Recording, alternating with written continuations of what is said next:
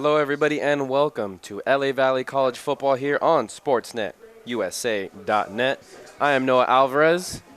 We're coming live from Monarchs Stadium here in the community of Valley Glen in the city of Los Angeles, California. For tonight's matchup between the LA Valley College Monarchs and the Santa Barbara City College Vaqueros. LA Valley entering tonight's game with a record of 1-5. The last time we were here, though, they picked up their first win against LA Harbor. They defeated the Seahawks in what was an exciting game, and that was the first we saw of Isaiah Johnson. We will be seeing Isaiah Johnson very soon as LA Valley will be returning the kickoff. Santa Barbara entering tonight's game with a 4-1 record.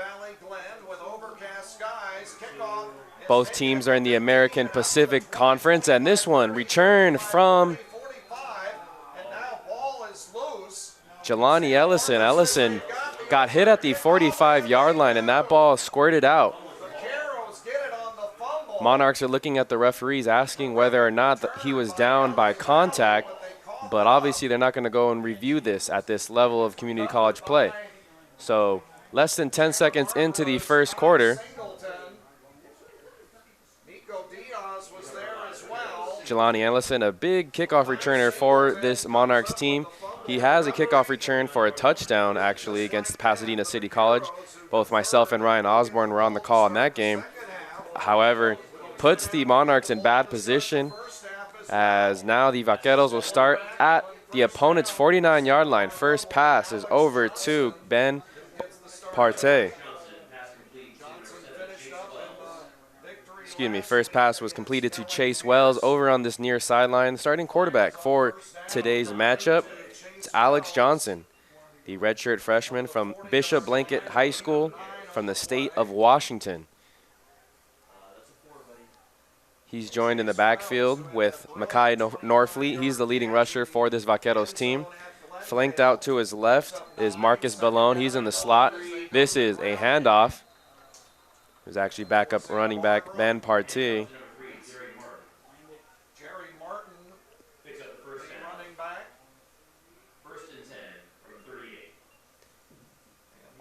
So that'll be enough for a first down. 1st and 10 from the Monarchs' 38-yard line if you're just tuning in.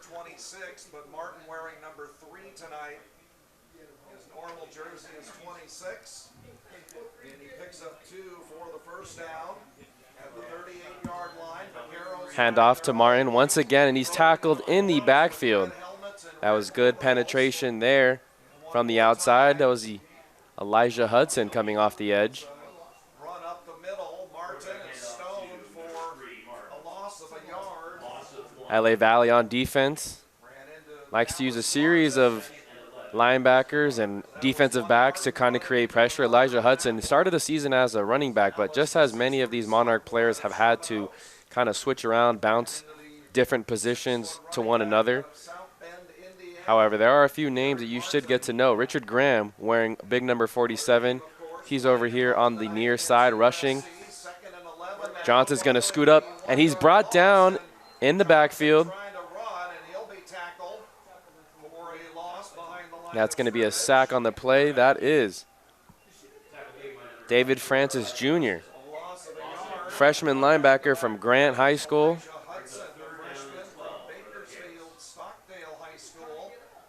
So now it'll bring up 3rd and 12.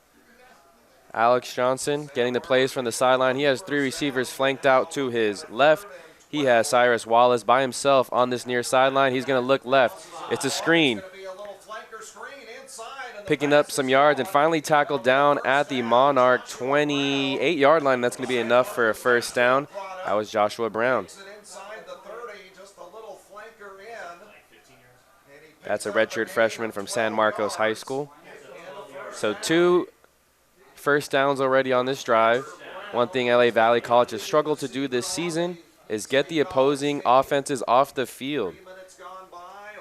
Now, they haven't been helped out by their offense. It's been a struggle back and forth as there's been plenty of injuries to the quarterback position and many other positions on the offensive side, putting a lot of unnecessary stress.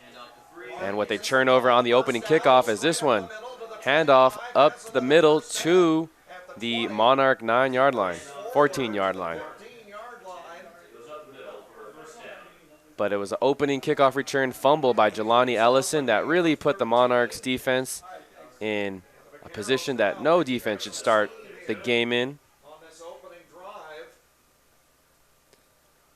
In the backfield, Makai Norfleet and Jerry Martin on each side of Johnson.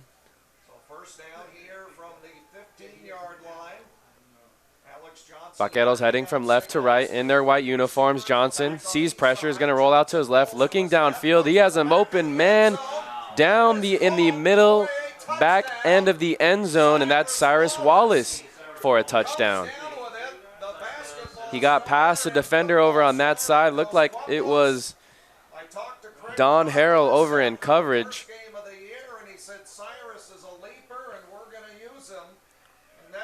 LA Valley wearing their black uniforms, gold pants, and different numbers, but that looked like number 3. Don Harrell was in coverage. Started the year as a receiver, the sophomore from Chaminade High School. When Johnson started rolling to his left, he came up, crept up, and it was caught in no man's land, because if Johnson took off, he was still a good 1 or 2 yards into the end zone. In order for him to make that tackle on Johnson, well, he's going to have a lot of ground to cover. However, he came up just enough, opened up Wallace in that back left corner of the end zone, and with the PAT, it is now a 7-0 ball game. The Vaqueros go 49 yards for the score. A 15-yard pass from Alex Johnson to Cyrus Wallace. So 11:03 left. Quick 30-second break. We'll be back to Monarchs Stadium when we return. 11:03 from Monarchs Stadium. You're listening to Vaquero football right here on AM 1290, the Santa Barbara News Press radio station. Data Skilla to kick for the Vaqueros. Allison and Cepeda back to receive for the Monarchs. Yep. Johnson's second touchdown pass. And Wallace's second touchdown. So it'll be Nate Miskella to kick it off deep for the Vaqueros. This is Ellison trying to do it again, returning it from his own 2-yard line. He's going to cross field all the way to the near sideline, pushed out of bounds at the 24-yard line. And that's where the Monarchs will first start their first possession of tonight's ball game, trailing 7-0. 10:55 left to go in the first quarter. A reminder, you're listening to LA Valley College football here on SportsNetUSA.net. A matchup between two American Pacific Conference teams. Teams headed in opposite directions.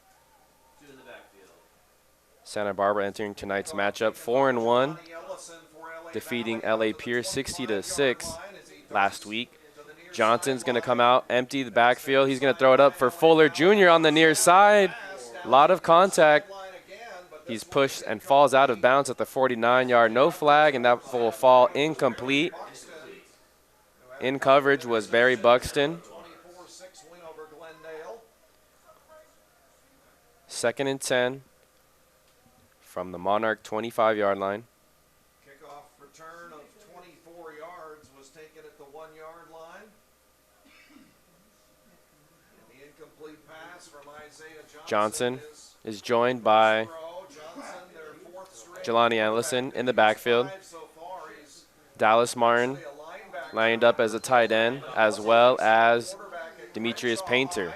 This one's handed off to Ellison. Ellison playing a little bit of running back duties, and this ball squirts out as well. Vaquero defenders are saying they recovered the ball. Ellison was met by a few Vaquero defenders at the 30-yard line.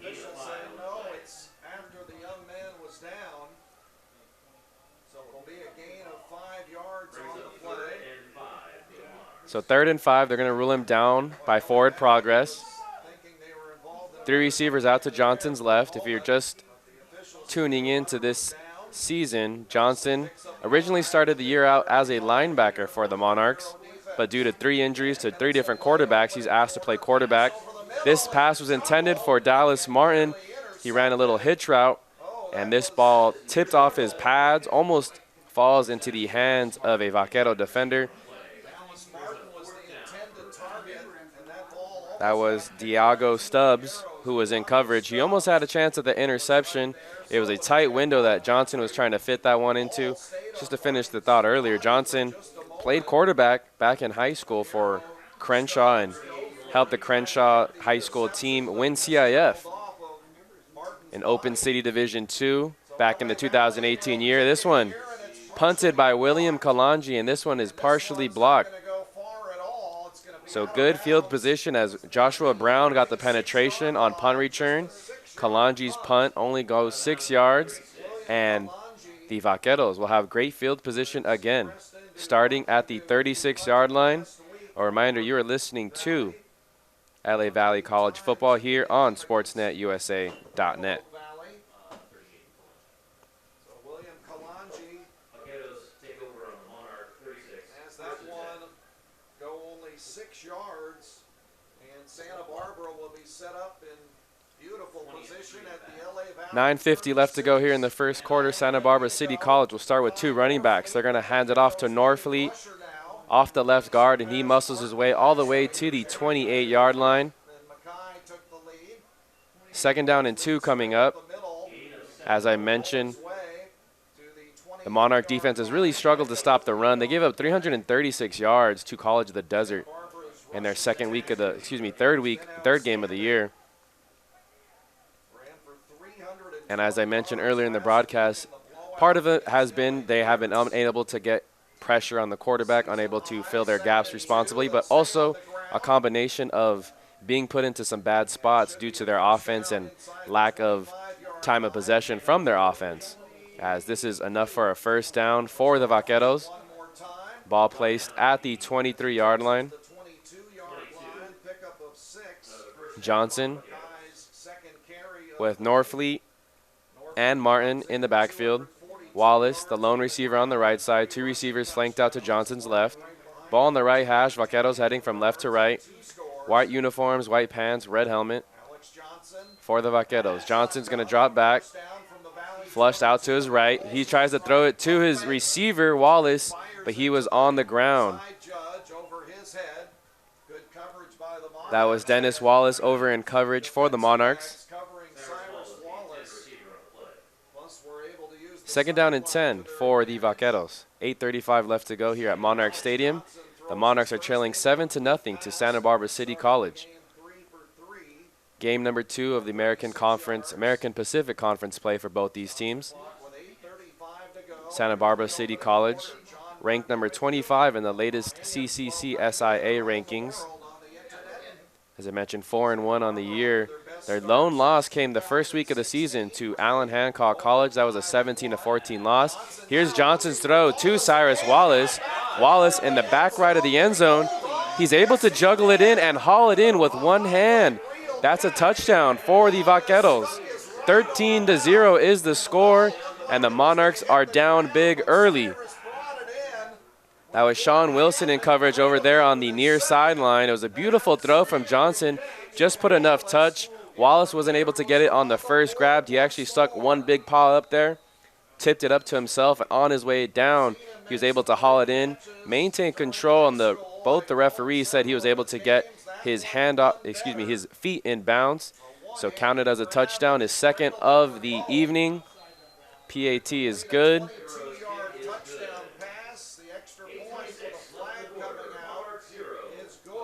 So pending the flag, it might be on the Monarchs, so this might be assessed on the kickoff. But the LA, if the penalty is good, it'll be 14-0 Santa Barbara City College coming in and making a statement early in this first quarter. 8:26 left to go here in the first. A reminder, you're listening to LA Valley College Football here on SportsNetUSA.net.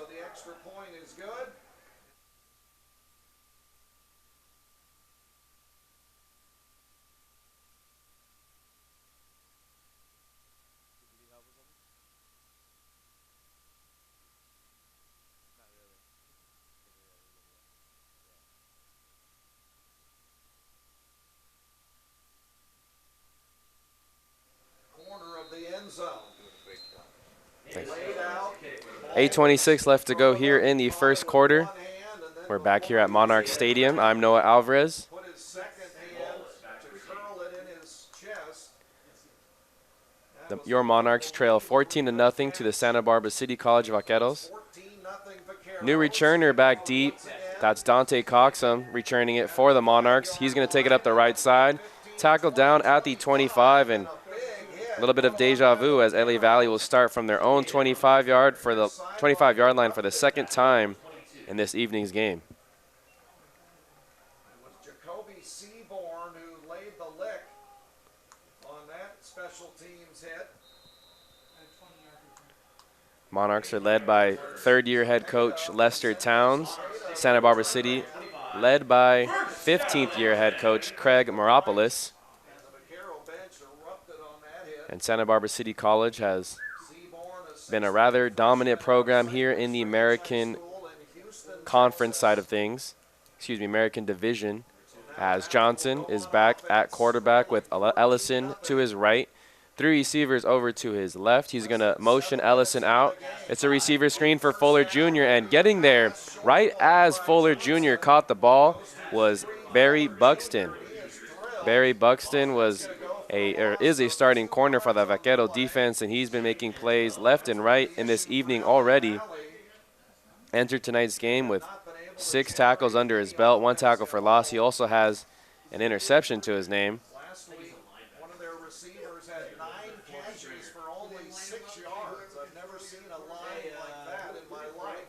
So they're trying Johnson, screens, 2 receivers to each side. He's going to motion out Ellison. It's a quarterback draw for Johnson, and he's pushed out of bounds at the 23-yard line. 3-yard line, he'll get perhaps a yard or 2.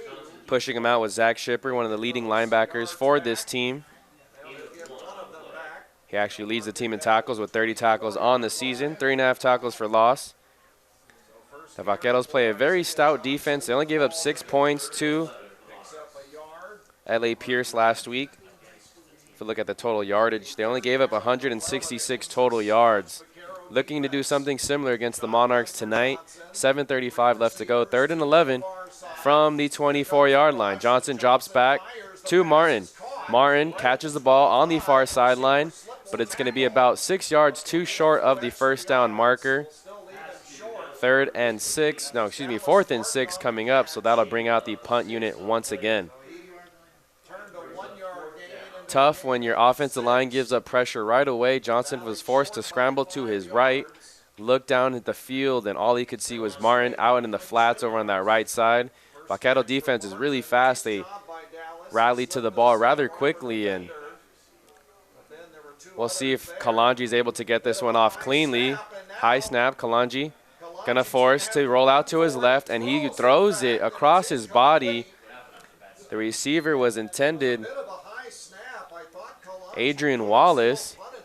Kalanji might have rushed himself a little bit as Coach Lester Towns is giving him an earful over here on this near sideline. Joshua Brown on special teams forced Kalanji to throw the ball.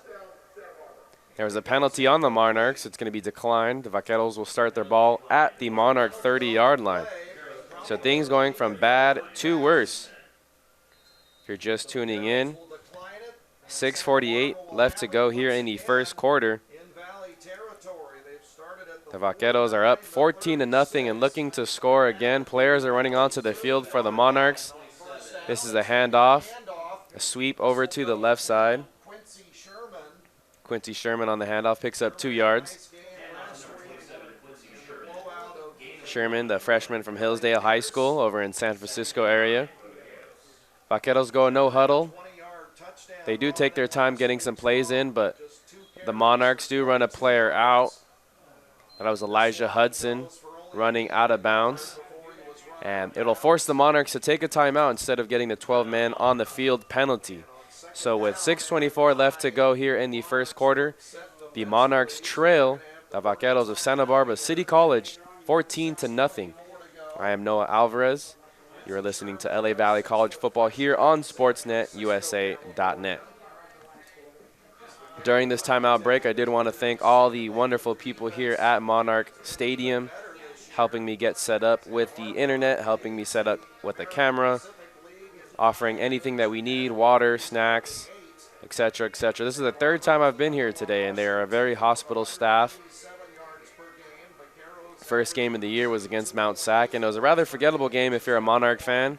It was a 72-0 loss for the Monarchs, as Mount Sac was able to put a big whooping on them. And Mount Sac also ranked in the top 25 in the CCC SIA.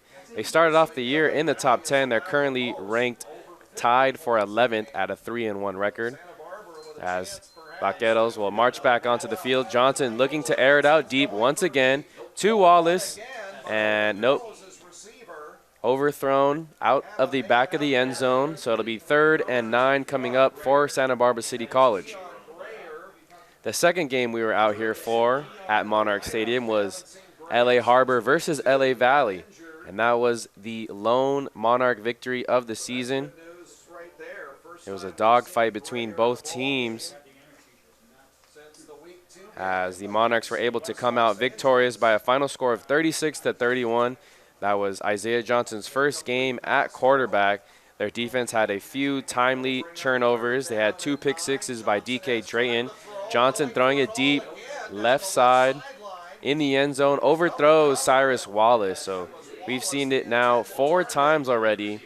Johnson showing off his big arm, trying to blow the top off this Monarchs defense. And we've seen them very susceptible at that. Their DBs are rather aggressive, but they get beat deep sometimes on the double moves or just with straight out speed. We saw that a lot against the Mount Sac offense. We're seeing the Vaqueros trying to attack the Monarchs the same way. So that'll bring out a field goal attempt for George Figueroa.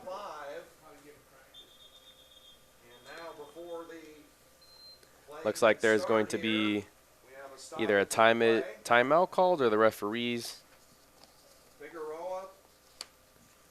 meeting, talking about maybe a clock adjustment. 6:10 shows on the scoreboard here in the first quarter. Figueroa, 7 of 8 on the season. He has a long of 45. This one would be a 46-yard field goal. So near perfect, 7 of 8 from field goal attempts this year, 19 of 20 in extra points. Figueroa's kick is through the uprights. So a 46-yard field goal for George Figueroa. That'll move the score to 17-0 early in this first quarter. 6:03 left to go. Your Monarchs trail Santa Barbara City College Vaqueros 17-0.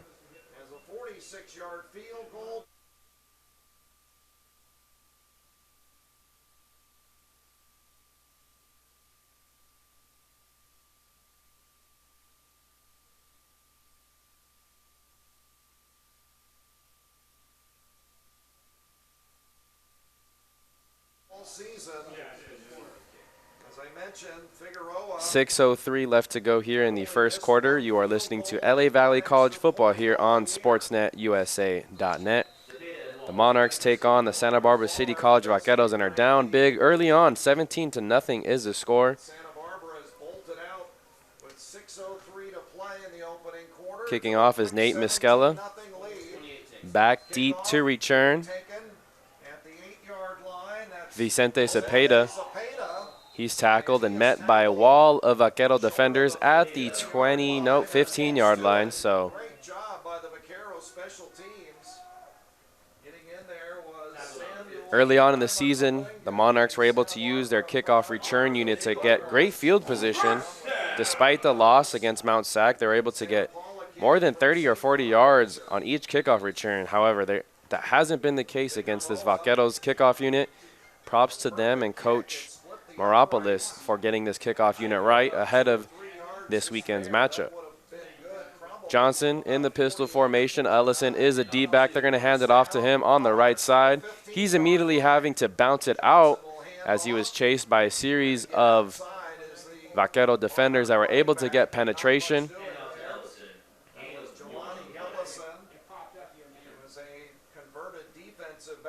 While we have a break in the action, let's get you some of the defensive line for the visiting Santa Barbara City College. Samisi Falamaka On the D-line, he's wearing big number 96. Jordan Tagaloa wearing number 90. 80 yards of total Nathaniel Esquives averaging just 16 and a half points per game. wearing number 79 also on that D-line. And on the edge, 94, Jake Lambden. He's rushing from this near side. Johnson trying to throw his way. Ellison makes a one-handed catch over, dances around a few defenders, and he's finally stood up at the 23-yard line. Ellison made a nice catch in the flats. Gain there for the Monarchs. They're going to mark him out at the 23-yard line. It'll bring up a 3rd and 2 yards. On the play. Gain of 7 on the play. First catch for Ellison. Brings it a 3rd and 2 for the Monarchs. Longest play so far for the Monarchs. And we'll bring up a 3rd and 2 from the 23. Johnson in pistol formation. Ellison again in the backfield with him. Fuller, Martin,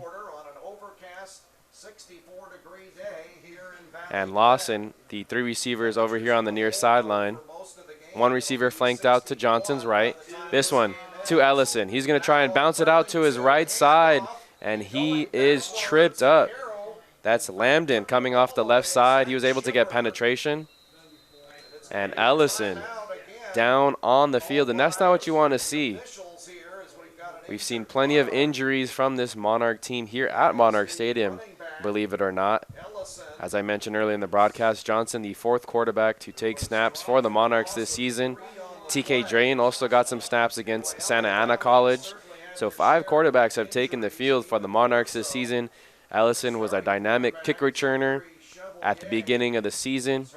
He was forced to play a lot of running back and receiving duties with the injuries to other receivers like Blake Batarse and a few others that have been knocked out of the rotation. So with 4:15 left to go in the first quarter, the Monarchs do trail 17-0 to the Santa Barbara City College Vaqueros. That's Jelani Ellison on the ground. We hope that he's all right. It's tough at any level if you deal with injuries on either side of the ball, but it's especially tough at the community college level when you deal with injuries, especially to your offensive unit. Really unable to get anything going offensively these past few games. As I mentioned, last week was their first game in American Pacific Conference play, and they fell short to Antelope Valley College. They lost 40-6 last week. Their only touchdown came via a blocked punt that came late in the 4th quarter. Punt was blocked by Larry Kraft Jr. 4th and 5. Johnson was going to go for it. He was back on the field for this one, but the Vaqueros called a timeout. I believe they had their punt return unit out on the field, so 4:08 left to go. The Vaqueros have a 17-0 lead over the Monarchs. When we return, 4th and 5. Ball is on the middle of the field. Monarchs deep in their own territory, but already down 17-0. They have to get something going. I'm Noah Alvarez. You're listening to LA Valley College Football here on SportsNetUSA.net.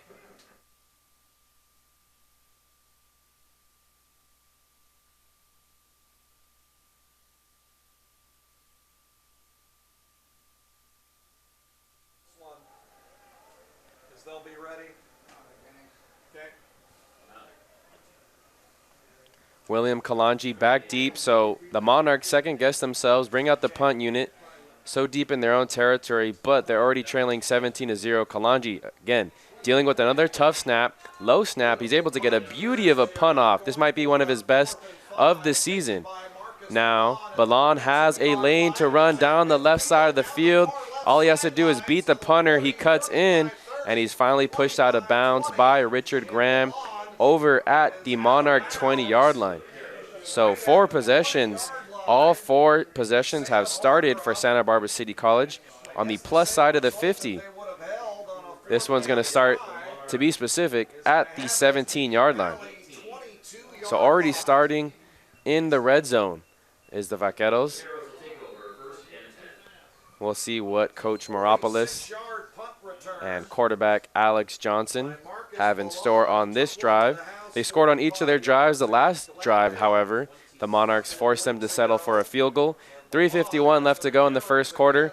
They come out in a big 2-3 tight end set. They're going to hand this off to Norfleet. Norfleet fumbles the ball, and the Monarch defenders say they have it. Turnovers are a necessity if you're the Monarch defense. That's how they came up big in the win, and their lone win of the season against LA Harbor. They had 2 pick sixes returned for a touchdown. They also had a big fumble recovery. So a huge fumble recovery there for the Monarchs. Now they get the ball back at their own 15-yard line. So not great field position, but it's a huge sigh of relief as now the defense cooks their first turnover. Let's see if this gives us their offense a spark. The defense for the Vaqueros very fast. Jerry Mack in the backfield. He's motion out to the left. Johnson, quarterback draw. He keeps it all the way to the 20-yard line, so gain of 5. Second down and 5 coming up. Johnson, a superior athlete, played at Crenshaw High School, led his team not only to the CIF championship in football, but as well as in basketball. In football, he played both linebacker and quarterback. And with the injuries to the 3 quarterbacks on the roster this season, Johnson thrusted into quarterback duties. He hands this one off to Mack right up the middle. Penetration early and often, as we've seen. That was Armando Perez coming through with the pressure, tripping up Mack. It's a gain of 2 yards, 3rd and 3 coming up. We're starting to see some of the second unit defenders in for the Vaquero defense. 3rd and 3. Johnson, 2 receivers to each side. Speed option to his left. He's going to pitch it to Martin after taking the contact. Martin reads his block well. That was a good block out on the sideline. That was Daniel Del Villar wearing number 13. He was able to push the corner out. Mack makes a cut inside. Gets enough for a first down. And in order for that option play to work, Johnson needs to hang on to it just until the defender is about to tackle him. Because if he pitches that too early, the defender will take off and try and get the running back from the backside. Johnson, knowing how long to hold it, he takes a big shot, but he does get it to Mack, and it's enough for a first down at the 39-yard line, and there's a false start penalty.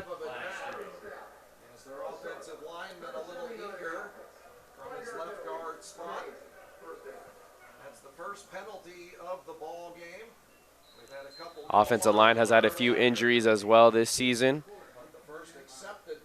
Taleem Thompson playing right guard. Jimmy Garcia playing right tackle. Ethan Hazan at the left tackle position. He's back after missing a few games. Johnson throws it out to the left. Jerry Mack makes the catch. That's a gain of about 7-8 yards. So to bring up a 2nd down and 6 to round off that O-line, we have Richard Torres at the center position and Kevin Loera at the left guard position. It's been a mix and match on much of the offense. Johnson with Mack in the backfield. 2nd down and 6, ball on the Monarch 43-yard line. Daniel Del Villar, the lone receiver on the left side. He hands it off to Mack. Mack gets 3 tough yards. Coming in from the linebacker position was Zach Shipper. Shipper is a name that we'll call plenty often in this game. The leading tackler entering tonight's game for the Vaquero defense. A defense that gave only up 6 points to L.A. Pierce last week. Johnson, 3rd and 3. High snap. Couldn't get the handoff to Mack. Johnson now has to scramble. He's going backwards, and he's corralled up by a few Vaquero defenders. First one there was Isaiah Oates coming from the defensive back position, and that's a tough series right there for the Monarchs. After picking up a huge fumble, they do get 1 first down. However, they're unable to really generate any much offense, and just like much of the season, they haven't been able to generate much explosive plays, especially with their 4th-string quarterback in Isaiah Johnson. Kalanji gonna come in for his 5th punt of the game. This one, a low line drive, but it's going to take a Monarch bounce. Bounced at the 33-yard line, and it's going to roll all the way down to the 15. 3.2 seconds left to go in the first quarter. The Vaqueros are up 17-0 here on top of the Monarchs at Monarchs Stadium. Reminder, you're listening to LA Valley College football here on SportsNetUSA.net.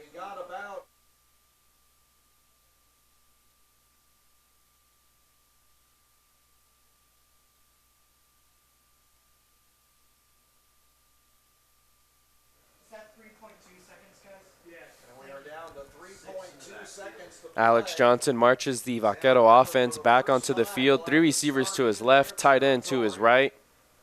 Looks like Norfleet in the backfield with him. No, this is a handoff to Omari Taylor. Omari Taylor cuts up outside of the tight end, and he gets about 2 yards, and that'll end the first quarter. So at the end of one quarter, the Vaqueros have a 17-0 lead over LA Valley College football. A reminder, you are listening to LA Valley College football here on SportsNetUSA.net. I'm Noah Alvarez, and let's get you some scores and updates from around the CCCAA action, as we do every Saturday here.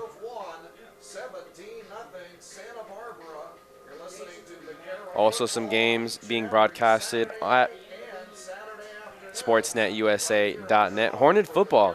The Fullerton College Hornets take on Southwestern at Southwestern. You could tune in to that game on the Fullerton College football website, the YouTube site. But you can also get that link directly from the SportsNetUSA.net site. October 23rd, let's get you some score updates from around the CCCAA. Glendale College defeated Orange Coast 50-42 earlier today. Santa Ana College defeated Citrus 49-13. Golden West, another team that we see broadcasted on SportsNetUSA.net, they had a big victory over Saddleback College 34-3. As we're now back ready for the second quarter of action, Johnson drops back, looks right, trying to hit Wallace over the middle post route. Good coverage there by Don Harrell, trailing Wallace. Wallace stands at 6'5" here on this roster, 225 pounds, so he's a big-bodied receiver. Johnson just trying to throw it up to him. He already has 2 touchdowns on the evening. Both the Vaqueros and the Monarchs are going to make their substitutions. Taylor in the backfield with Johnson. 3 receivers out to the left. Wallace, the lone receiver, over on the right side. 3rd and 8. Johnson going to throw a quick screen to Wallace. He gets past Richard Graham. Sean Wilson makes the tackle from the back, but it'll be enough for a first down as he's tackled at the 27-yard line. Ball will be placed at the right hash. Now Santa Barbara City is heading from right to left, looking to capitalize and build upon that strong first quarter they got started off. It all started off with a kickoff return fumble that was fumbled on the opening kickoff return. 3 receivers out again to Johnson's left.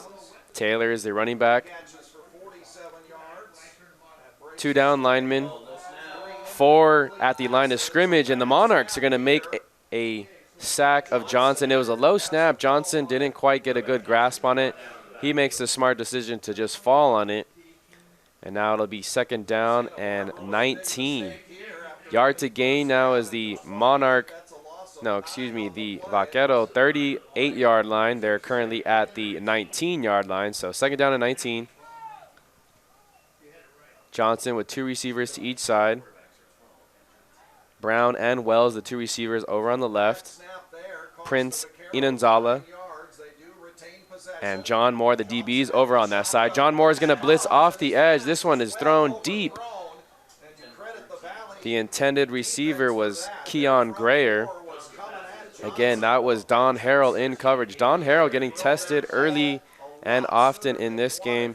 He started out the season as a receiver, and there's been a lot of players forced to mix around and play positions they're not necessarily comfortable with playing this year due to injury. But Harrell's able to hold his own thus far. They've challenged him 2 times on this drive. He has not giving up a completion yet on this drive. Johnson, though, with a big 3rd and 19. Monarchs are going to rush 4. Johnson has to step up in the pocket, and David Francis Jr. will tackle him from the backfield.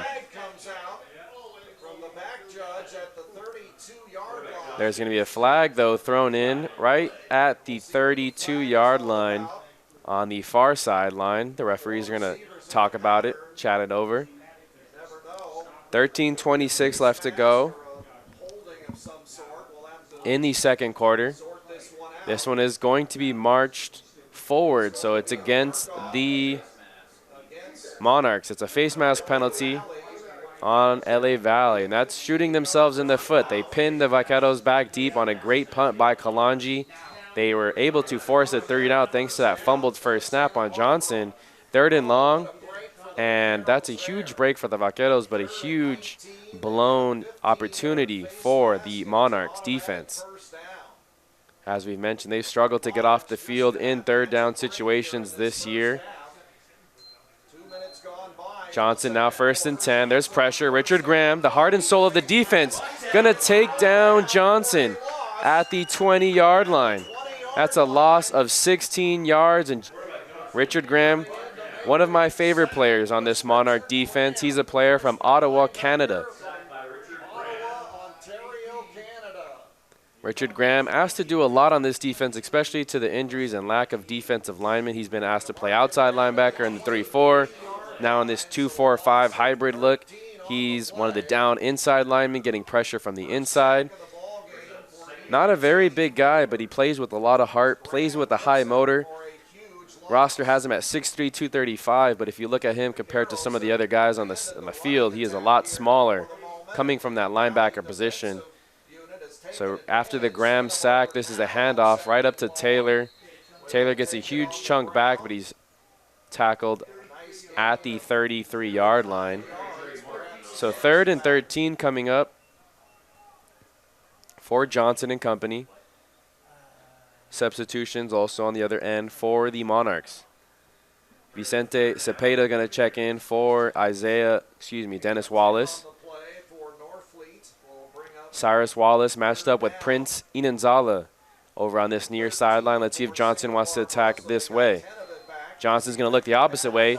Wide open on the slant route is Chase Wells. Huge cushion given up by Don Harrell, and now Don Harrell is slow to get up. Don Harrell is slow to get up.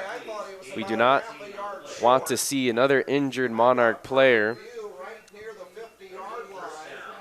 Harrell, the DB in coverage, gave about 8 yards in cushion.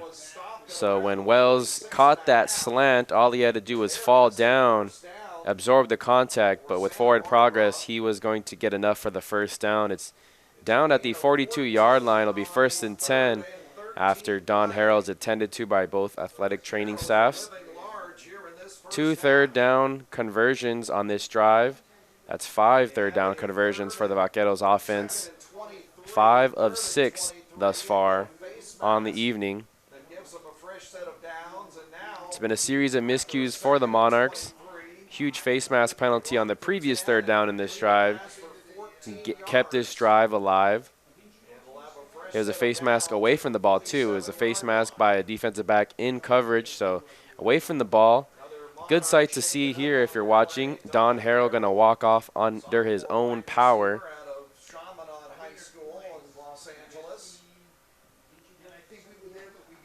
A dynamic athlete for the Monarch roster.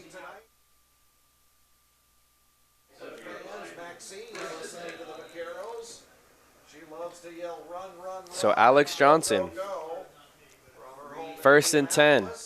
The Vaqueros have been able to methodically move this ball. They're still on their own side of the 50. This one's handed off to Taylor. Taylor from the right side, up the middle to about the 50. Near side referee is going to give them at the 50-yard line. So they're right at midfield. That was actually Jerry Martin who took the handoff.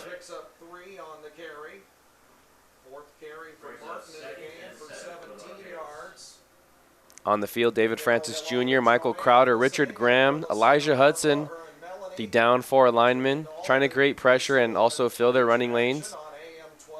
Sean Wilson playing that middle linebacker position. Elijah Hudson gets some pressure off the edge. It was a design quarterback run, and Hudson goes for the legs, takes down the big, tall Johnson, and he falls. It's a loss of about 2 yards on the play, so 3rd and 9 coming up. Hudson started the year off as a running back. He missed a few games due to injury, but he's back in the lineup playing outside edge rusher. Hudson standing at 5'11", 195 pounds.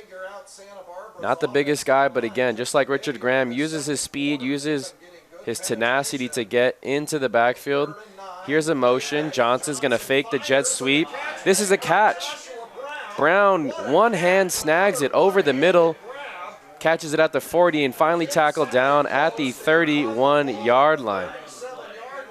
If you're a Vaquero fan, you have to be hyped after seeing that one. Brown ran the dig route, stuck his big left paw up there, hauled it in for a catch, and was able to get a few extra yards as well. There's going to be a post-possession foul against Santa Barbara.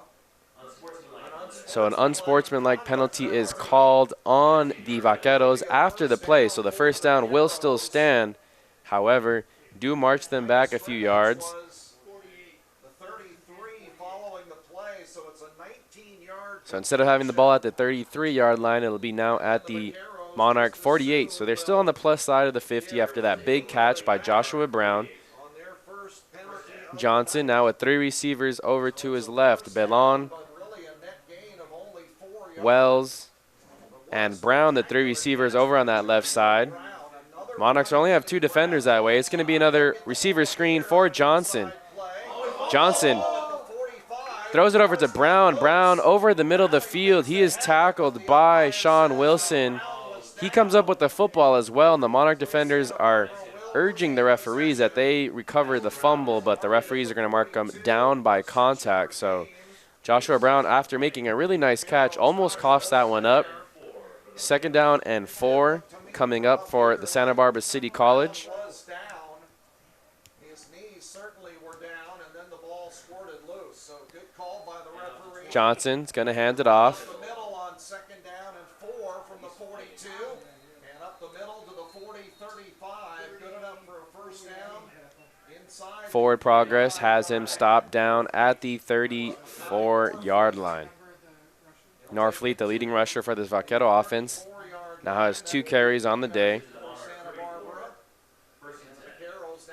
We'll see if the Monarch defensive front is able to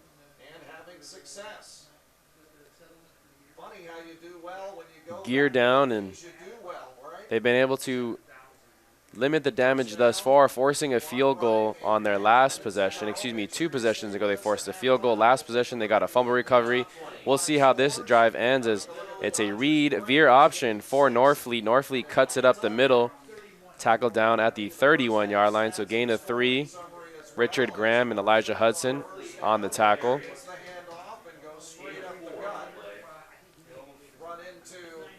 Coming into the game now, Robert Favela, big number 96.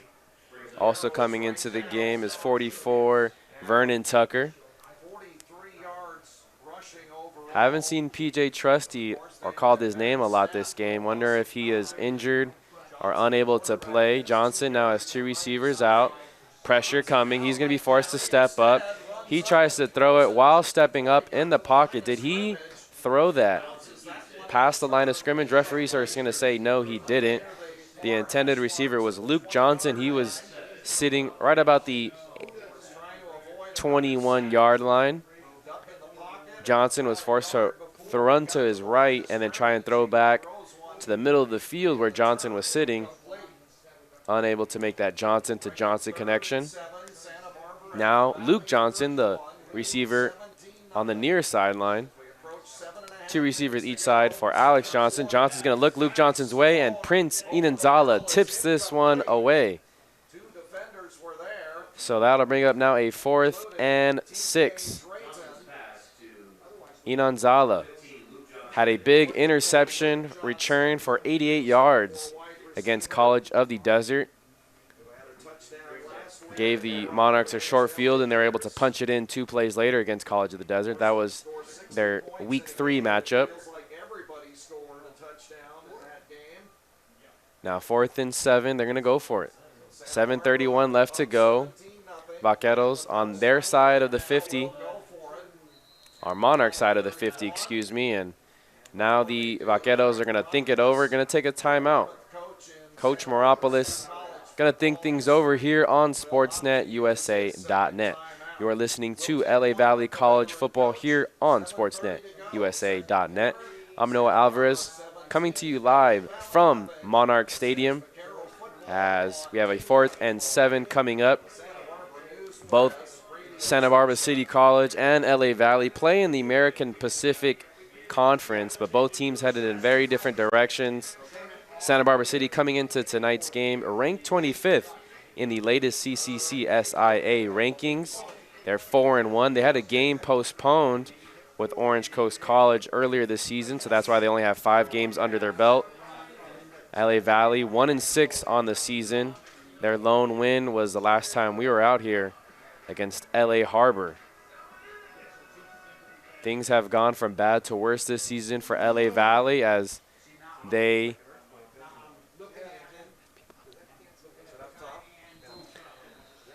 face a series amount of injuries, both on the offense and defensive side on the ball, but none of that matters now as the guys on the field looking to make a big stop. Vaqueros face pressure early. Hudson able to not only sack Johnson, but strips him as well, recovers the fumble, and it'll be Monarch ball at their own 43-yard line. So Hudson using that running back speed to burst off the edge, beat his offensive lineman, and as he was tackling Johnson, he's able to punch that ball out. 7:24 left to go in the second quarter. This will be the greatest starting or best starting field position for the Monarchs on the evening. 4 receivers bunched in that diamond formation. Daniel Devilar is the lone receiver on the right side. Johnson hits Dallas Martin in stride, and it's going to be a 1-play touchdown for the Monarchs. They went in that diamond formation, which we saw against LA Harbor. Previously in the season, they've run that quick screen to the man in the back of the diamond formation. However, Dallas Martin went up, faked the block like he was going to block for that screen.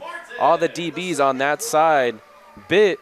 Dallas Martin blew the top over that DB in coverage, and Johnson was able to hit him in stride for a 1-play touchdown. So it's a 57-yard catch and throw from Johnson to Martin. That's Johnson's 3rd touchdown of the season. Martin now has 2 touchdowns on the reception, and that reception puts him over 100 receiving yards on the season. So with 7:12 left to go in the second quarter, the Vaqueros lead the Monarchs 17-7. We've seen the Monarchs defense bear down these last 3 defensive possessions, force 2 turnovers, and force the Vaqueros to settle for a field goal. And after a 1-play catch and throw from Johnson to Martin, they're now in business, narrowing this deficit down to 10 points. Still some time to make things happen and close the gap here in the second quarter. We'll see how the Vaqueros bounce back. A reminder, you're listening to LA Valley College football here on SportsNetUSA.net. It'll be Richard Torres to kick it off. No, excuse me, that's DeAnthony Johnson, wearing number 58 for the Monarchs. He kicks it off, and this kickoff goes out of bounds, but because it was touched by the returner, that was Jamari Cannon who touched it with his left hand as it was going out of bounds. So it will not be a penalty, and now the Vaqueros are going to take over on the 13-yard line.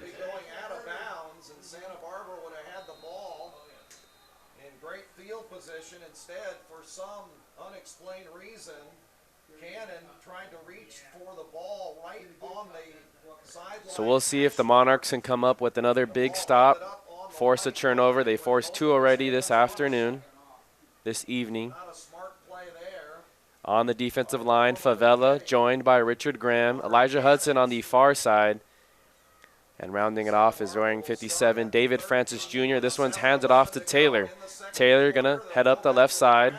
He's tackled by Hudson. Hudson using that speed to chase him from the backside. He's tackled down at the 16-yard line. Fired up Elijah Hudson.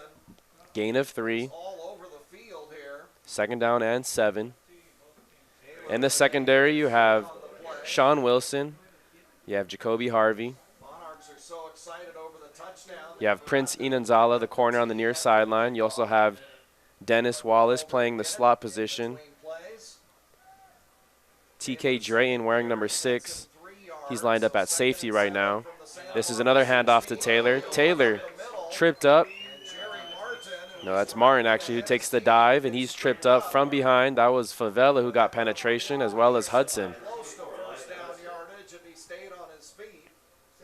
D'Anthony Jackson now going to check in for Robert Favela. A little bit more speed on the defensive front for the Monarchs. Big 3rd down coming up.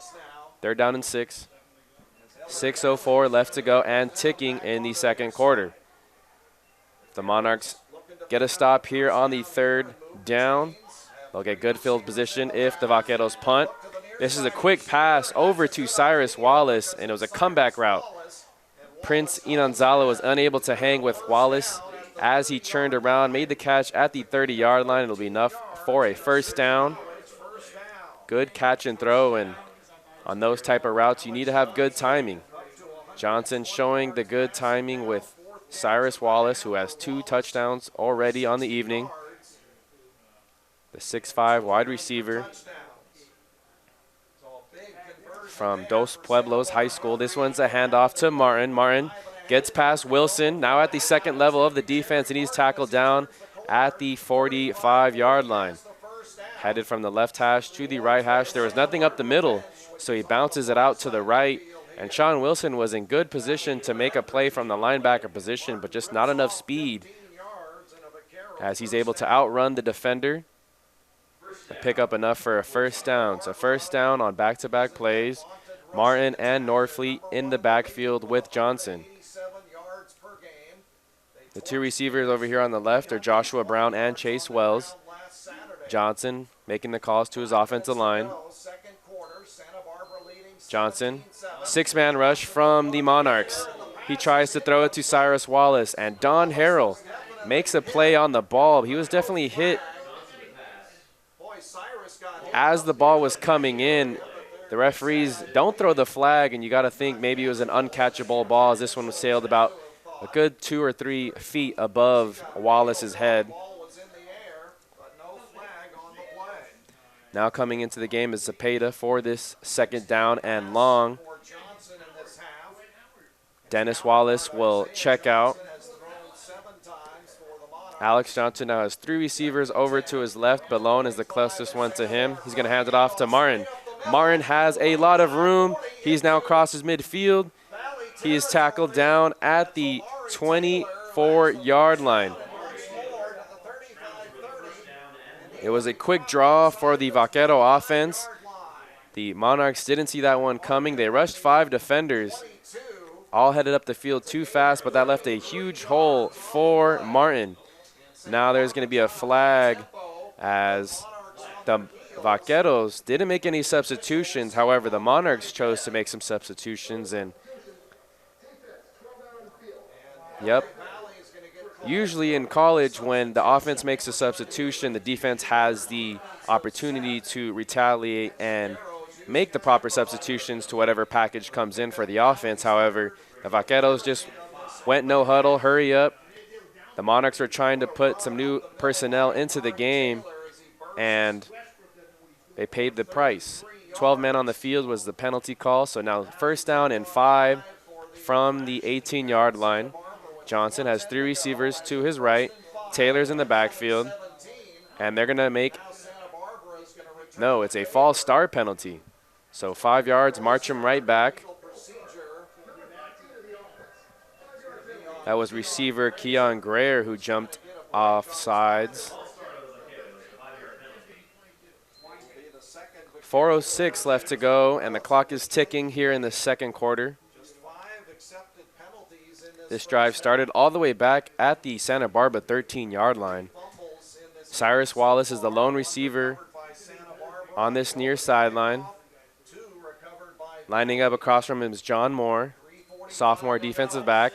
This is a handoff to Taylor. Taylor, spin move, spinned off of Favela, but Richard Graham says no more yards after he meets him at the 16-yard line. Good initial burst, though, by Taylor. We've seen 3 different running backs run the ball for the Vaqueros, and all 3 of them have their own style of play, but all very elusive. Usually make the first defender miss. 3 receivers to Johnson's right. Ball now at the 13-yard line. This is also handed off to Taylor, and making a play in the backfield is P.J. Trusty. We were just talking about a few seconds ago. We haven't called his name and hadn't seen him on the field. Maybe he was serving a team or something suspension, but he did not play at all in the first quarter. He did not play in the first quarter, and now he's making a play here in the second, late in the second. He's lined up at the defensive end possession. He has bounced around as well, playing a little bit of linebacker and safety. Johnson over the middle, and it's caught by Bellone. He was in coverage by a linebacker. He beat David Francis Jr. off the line of scrimmage, and it was an easy march into the end zone. And Milan with a 21-yard score. He caught it at the 10 in between 2 defenders, and it was all she wrote as he goes untouched for a 21-yard score. And with 2:28 to play before the half. So pending the PAT, the Vaqueros could go up 24-7 and regain a 17-point lead. It is good. Field goal kick by George Figueroa. So with 2:28 left to go here in the second quarter, the Monarchs trail 7-24 against Santa Barbara City College. You are listening to LA Valley College football here on Sportsnet USA.net.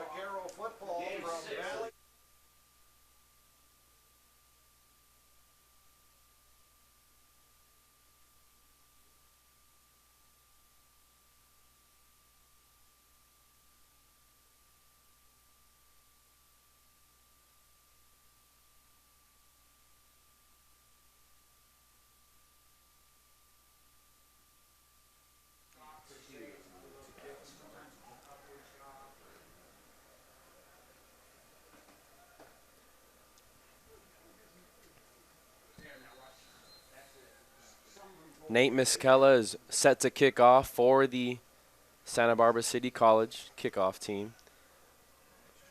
After the touchdown throw from Johnson to Bellon, this one is returned by Zepeda at the 9-yard line. He fakes the reverse to Jelani Ellison, and he has a little hole up the middle. Finally tackled down at the 28-yard line of the Monarchs. So a little trickery. We've seen this time and time again from the kick return unit of LA Valley. It's arguably been one of their most consistent units this season. But, however, there is a block in the back penalty. It'll be half the distance to the goal line. And that'll set them back a few extra yards. Not what you wanted after giving up that touchdown. The Monarchs need to respond with some points on this drive if they hope to keep things close. 2:20 left to go in the second quarter. Vaqueros have a 24-7 lead over your LA Valley Monarchs. Coming into the game with Isaiah Johnson, our receivers Daniel Del Villar, Dallas Martin, Dupree Fuller Jr., and the first time we've seen Quentin Herring wearing number 19. He's all the way on the far sideline.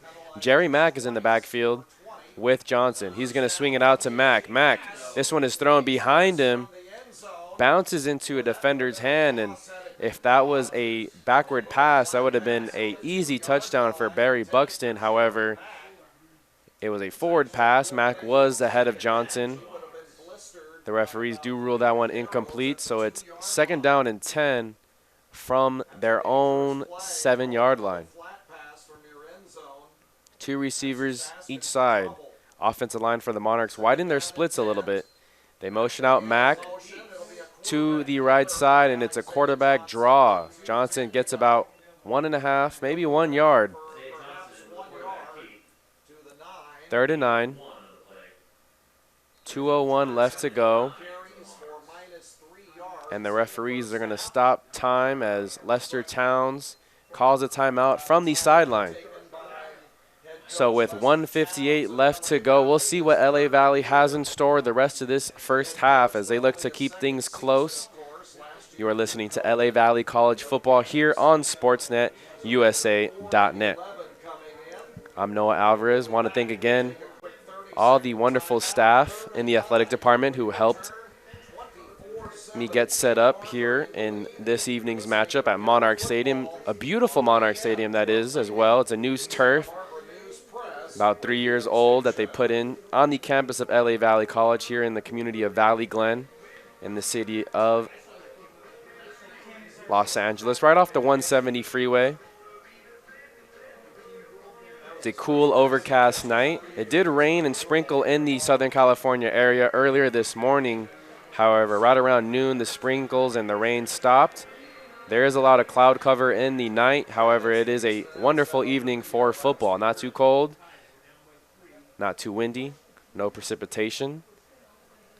You can see some coaches bundled up in a few sweatshirts, and a few of them have their beanies on. Big 3rd and 9. Johnson's going to roll left. Throws that way. Dupree Fuller Jr. makes the first man miss and spins out of bounds on the far sideline, pushed out at the 22-yard line.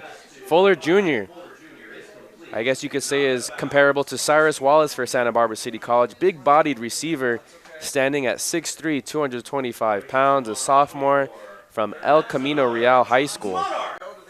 Muscled his way past that first defender that made the initial contact. Johnson now, 3 receivers over to his right. Quentin Herring is the lone receiver. It's a fake screen and go. He's trying to get it to Dallas Martin, and not fooled on that one was Barry Buxton. Daniel Del Villar ran the tunnel screen. Dallas Martin and Dupree Fuller Jr. sold like they were going to block, then took off on some vertical routes, and Buxton was all over that one.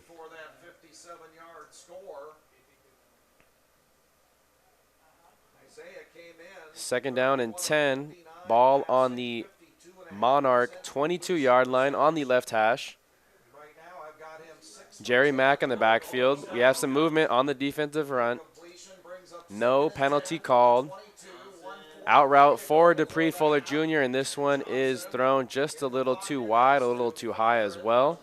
There was movement as it was Jake Lambden, the defensive end, on this near side. He jumped, and from my angle, you can't really see the ball too well as they're at their own 22-yard line, but it did look like he crossed the neutral zone. However, the referees didn't think so, so it'll be 3rd and 10, no penalty. Johnson with Jerry Mack in the backfield. 3 receivers over to this right side. Monarchs in their black uniforms, gold pants, heading from left to right. They're going to swing it out to Fuller Jr. Fuller cuts up the middle, and he's finally brought down at the 36-yard line. Fuller Jr. is their 3rd down receiving target. He's finally brought down by Nico Diaz, a defensive back over on that side. But Fuller Jr., time and time again, has known where to settle into the zone and knows how to use his creativity in the open field to pick up the yards he just needs. More movement on the defensive line. Johnson forced to roll out right. Jerry Mack catches his pass, and he's going to be tackled out of bounds at the 41-yard line.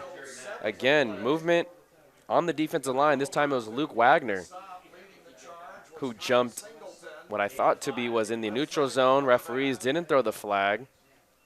Sometimes if you get the defender to jump and then immediately call the snap right after that, you can get a free play, but the referees haven't thrown flags in those 2 instances. So Jelani Ellison checks into the game for Andre Lawson. He's lined up on the near. He's going to run with a bubble route. Johnson not looking towards him. Now he looks towards Ellison. Ellison makes the first man miss over on that far sideline and scoots out of bounds, but just short of the first down. 46-yard line. 3rd and 1 coming up. The Monarchs have had a lot more success moving the ball in these past 2 drives than they did in their first 4. He gets his first catch of the night. Goes for 3rd and 1. Johnson has 3 receivers over to his right. Max still in the backfield alongside him. Fuller Jr. in the slot position over on that right side. He's going to motion Mack from his left to right.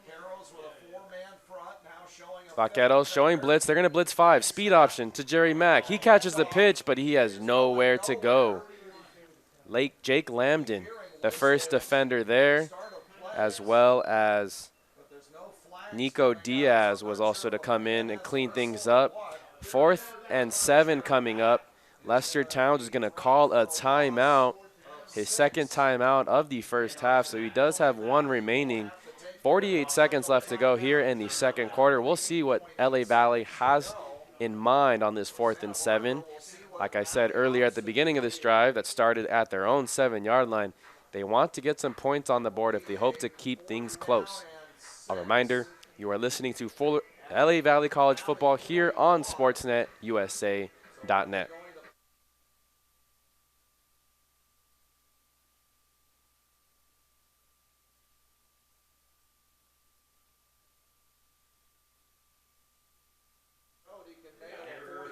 Third and 1.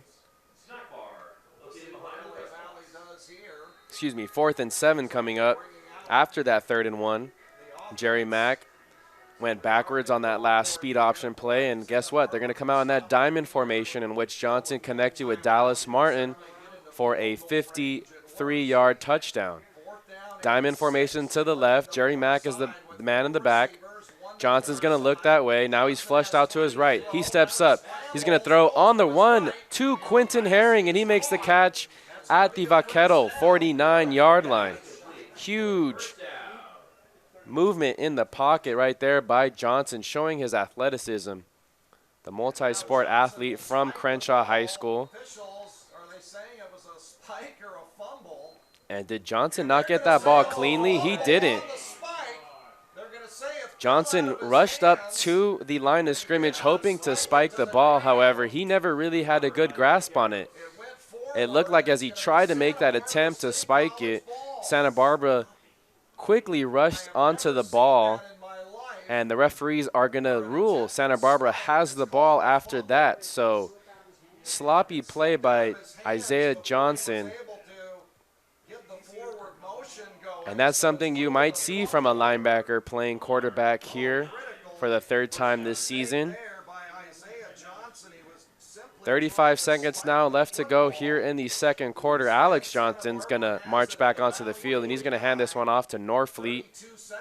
Maybe they're just going to try and get into the field goal range for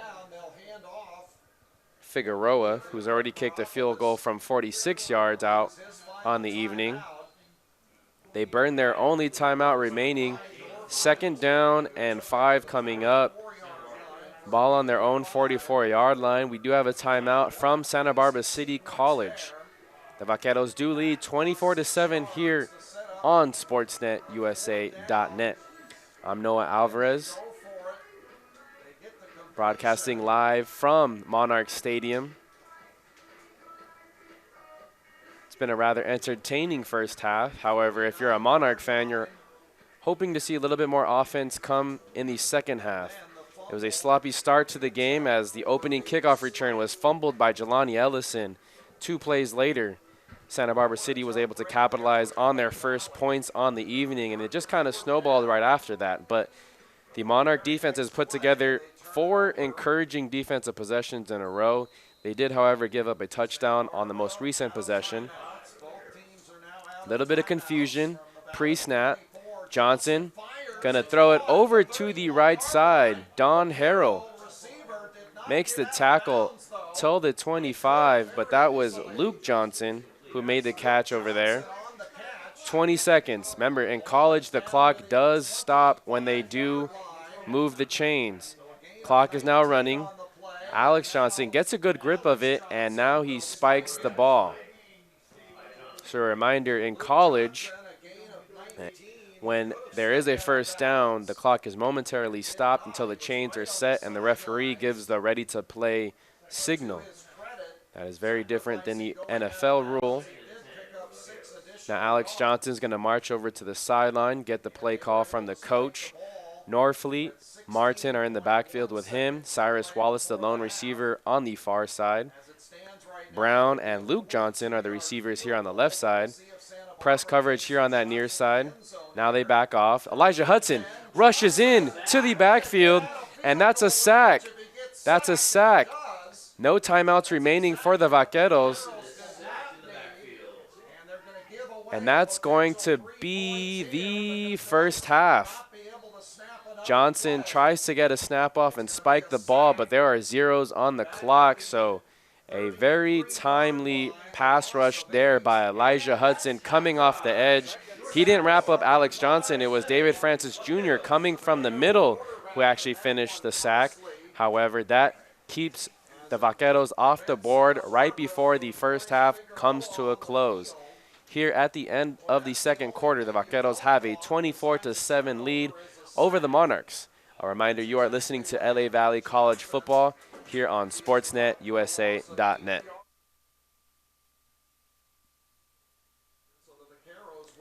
We are about ready for the second half of action, and this has been a rather entertaining game. I'm sure a lot of folks who saw both teams' statistics before this game were rather surprised at the score at the half. This is returned by Cannon. Cannon crosses field, picks up the ball. It was a squib kick, and this time he's able to catch it before it goes out of bounds. Crosses from left to right, doesn't get vertical very much, and he's tackled down at the 21-yard line. So the Vaqueros will start at the 20-yard line. Also on SportsNetUSA.net. If you're looking for more CCCAA action, you can tune in and check out Fullerton College versus Southwestern College. Colleagues Corey Nalen and Mark Pavlovich are on the call. Fullerton currently up at halftime, 15-0 over Southwestern, as the teams here in the CCCAA have begun conference play. Also earlier in the afternoon here on SportsNetUSA.net, Golden West football. My alma mater took on Saddleback College, and they defeated them 34-3. That game started at 1 p.m. and ended much earlier than this game started, as this one is handed off to Martin, and he is met by a wall of LA Valley College defenders. It was Vicente Cepeda coming off the edge, using his speed. If you look up and down this roster for LA Valley College, they haven't had a whole lot of defensive linemen play for them. And I don't know if that's rather because of injury. They do have a few defensive linemen on their roster, but just not a lot of size. They use a lot of linebackers.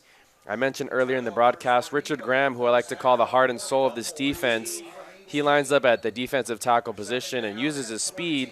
He started the season as an outside linebacker, as this time Martin marches forward for about a 2-yard gain, so it'll bring up 3rd and 12. But Richard Graham asked to play a lot of different positions, a bit undersized to play inside, but don't tell him that, as he plays with a lot of heart, a lot of tenacity. He's also on the field with David Francis Jr. They're lined up ahead up on the guards. Elijah Hudson on the right side. Vicente Cepeda over on the left side. Excuse me, that is Larry Kraft over on the left side. 2 linebackers, Michael Crowder on the left side.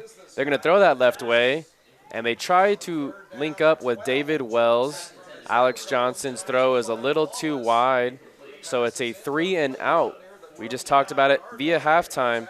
The Monarchs struggle to force 3 and outs. They struggle to get off the field, but it's an encouraging start here at the beginning of the third quarter.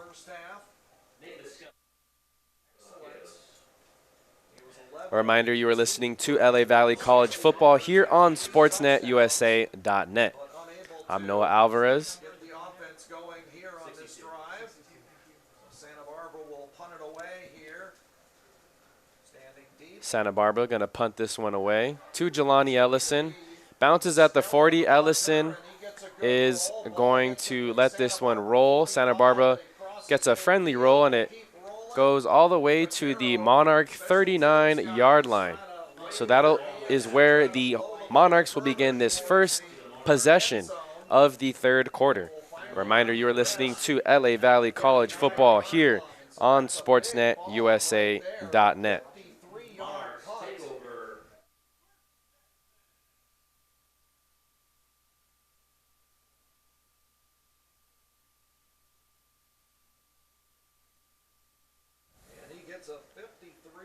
So the Monarchs looking to respond, start this third quarter off strong.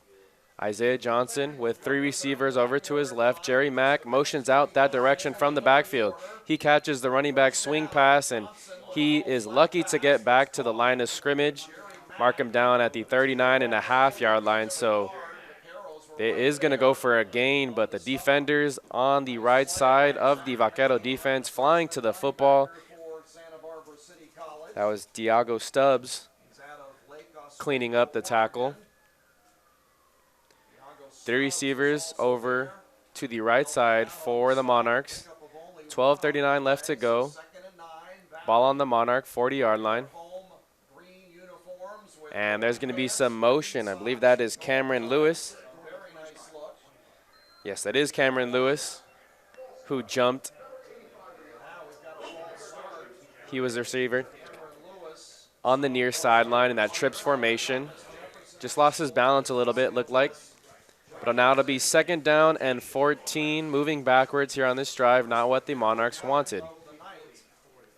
Cameron Lewis now going to be pressed by Barry Buxton over here on the near sideline. Dallas Martin and Quentin Herring also on that side. Johnson's going to drop back. Flush to his left, looking down the field. He throws it to Fuller Jr., and Fuller Jr. goes up the ladder and makes a huge catch over Isaiah Oates. He was the man in coverage. However, there is a flag on the play. This one is deep. It could be a roughing the passer penalty as the offense is still walking up the field. Johnson was forced to roll to his left, and he threw it basically a jump ball for Fuller Jr. He's come up clutch. It is a roughing the passer penalty on the Vaquero defense. So Fuller Jr. makes, again, a big catch. There was a man in coverage. It was a safety, Diago Stubbs, actually. And Fuller Jr., we mentioned and compared him to Cyrus Wallace over on the Santa Barbara side. Both receivers are extremely big-bodied. Fuller Jr. stands at 6'3", 225 pounds. Just basically outmanned Stubbs right there. And Cyrus Wallace has done that on the opposite side for Santa Barbara City College. He stands at 6'5", 225 pounds. So 2 big receivers going back and forth here in tonight's match at Monarchs Stadium. The ball now is at the 20-yard line after the penalty. 1st and 10 for the Monarchs. 3 receivers to the right. They're going to motion Martin out to that right side. He's looking left. He's going to throw a back shoulder fade to Dupree Fuller Jr., and he's pushed out of bounds at the 3-yard line. Just toying with the corner over on that side. Jamari Cannon stood no chance as Fuller Jr. was able to make that churn. It was a beautiful throw from Johnson. As I mentioned in the previous broadcast against LA Harbor, that's not your average linebacker throwing the football, folks. Making some plays with his legs and his arm in tonight's game as Johnson gets immediate pressure in the backfield, but he's able to keep the feet moving and maybe get back to the original line of scrimmage. Referees are going to mark him down at the line of scrimmage. Yes, so he does scoot back. Looked like it was a run blitz sent from Zach Shipner and Tyler Hoffney. The Monarchs have struggled to run the ball this entire season, and it's really been a struggle to get the pass game going too, because when your quarterback's sitting back, defense is always thinking pass, pass, pass. Those defensive linemen can pin their ears back and always rush the passer. It looks like the Vaqueros are going to send. They're going to send 5. Johnson throws a quick throw to Lewis. Lewis is tackled at the legs right away, and it's going to be a tackle for a loss. In coverage was Jack Kilpatrick, the 5'10 freshman from Cathedral Catholic High School. So a loss of 4 yards on the play. Not going the right direction for LA Valley. As I mentioned, if they were able to run the ball more successfully on the season, it'd be somewhat more of a threat for the Vaquero defense, but they just haven't been able to punch it in via the ground game. Julian Moore, Shane Bennett haven't played in this game at all, probably suffered an injury this season as they throw it up for Dallas Martin. No, that is Fuller Jr., who makes a wonderful catch over the middle on the safety, Diago Stubbs. He was getting picked on this entire drive, and Fuller Jr. caps off a drive that started at their own 39-yard line with a touchdown. It was a jump ball throw from Johnson to Fuller Jr., and he said, hey, big man, go up and get it, and he did just that. Pending the extra point, this could be a 10-point game, and the extra point is good. So the PAT by Daniel Mauricio is good. 24-14 is the score. 9:54 left to go here at Monarchs Stadium. A reminder, folks, you are listening to LA Valley College Football here on SportsNetUSA.net.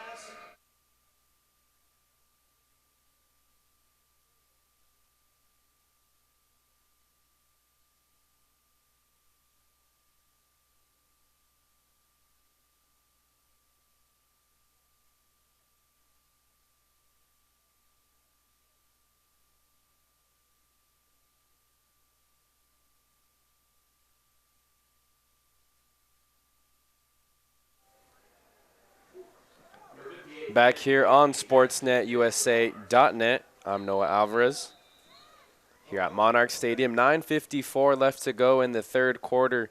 The Monarchs just marched all the way down the field for a 61-yard drive, punching it in on a 11-yard catch and throw from Johnson to Fuller Jr. Jump ball. Here's a little pooch kick over on that near sideline. They like picking on that returner over there, but this one does bounce out of bounds. Bellone was smart to let this one hop out of bounds, so it'll be good starting field position for the Vaqueros. You can bring it back after the one you're on. No time comes off the clock here. You said it was Pollock that got the hit? After the one you're on. So it'll be 1st and 10 from the Vaquero 35-yard line.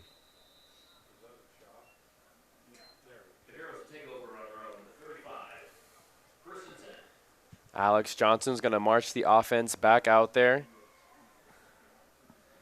Jerry Martin wearing number 3 today. In the backfield with him, Cyrus Wallace, the big man. He's the Fuller Jr. for this Santa Barbara City offense. They're going to hand it off to Martin up the middle, and look at that. 1, 2, 3, 4, 5 defenders for the Monarchs make the tackle. Of course, Richard Graham is there, PJ Trusty, 2 of the leading tacklers on this Monarch defense, as well as Vernon Tucker. And Juan Perez also in on the stop. Now, if you're the Vaqueros, you see how many players they had up in the box attacking the run on that first down play. You might be trying to hit them with the play action here. Dennis Wallace in man coverage, it looks like, with Cyrus Wallace on this near sideline. That should be an entertaining matchup. Hudson on the far side. He's going to get in and get a good pass rush. Wallace does make the catch on the slant. Johnson made a nice throw with Elijah Hudson in his face. Ball is marked down at the 44-yard line. 3rd and 1 for the Vaquero offense.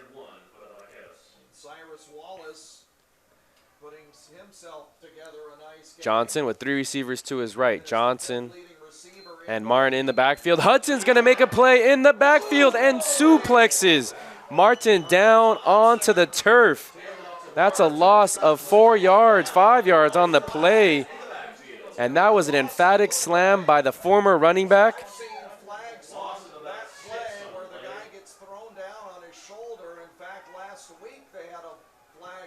Interesting to see no flag thrown on that play. Maybe it's because he didn't slam him directly over on his head. He did slam him onto his shoulder. Regardless, it was an impressive play and get off from Elijah Hudson. And that'll force another 3 and out.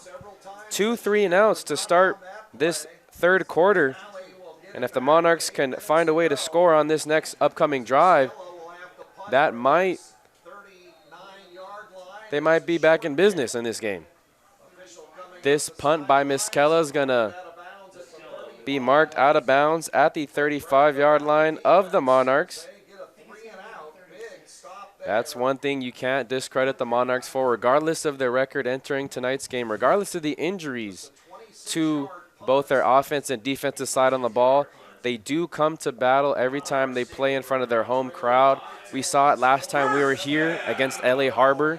The Seahawks, they took them down 36-31 for their first win of the season.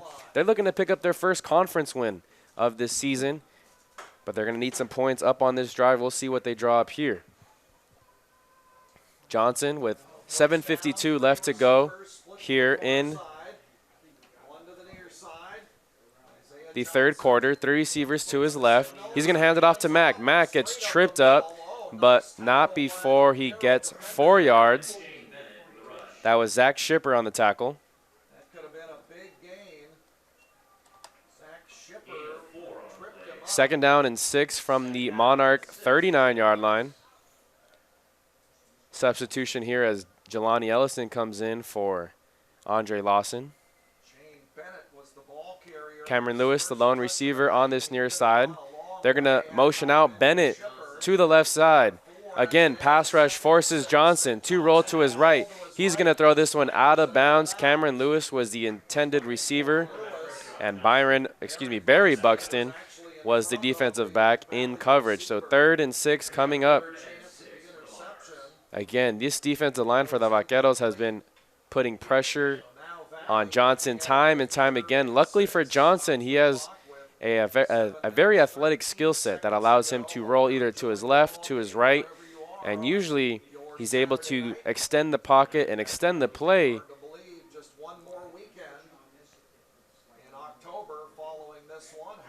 Johnson fakes the handoff, looks to his left, forced to roll out to his left, pressure again getting to him. Now he settles his feet, throws to Dallas Martin, and he makes the catch on the Vaquero 49-yard line. The Monarchs cross midfield with another clutch throw. Johnson doing his best magician impersonation as he was able to fake left, then fake right, and then fake left again before he finally able to grab his footing. Had number 97, Nashawn Keith, dancing in circles in the backfield. Now he's looking to his right on this next play. It's a low throw, but Fuller Jr. goes down and gets it. That's Cameron Lewis wearing 85. That's his first catch of the evening. And this sideline for the Monarchs are loving it. The fans that came out in attendance here at Monarchs Stadium are enthusiastically clapping their home crowd. 1st and 10 from the Vaquero 30-yard line. Johnson with 3 receivers to his left. Cameron Lewis, who just made the big catch, the lone receiver on the near sideline. Now being tested here in this second half as Valley has come to life. Shane Bennett, the running back, in the backfield. Quick screen to Ellison. Ellison makes 2 men miss, and he's finally brought out of bounds by Stubbs at the 20. Nope, that's at the 18-yard line. No, they're going to mark him down at the 20, and it's going to be just short of the first down. 2nd and inches.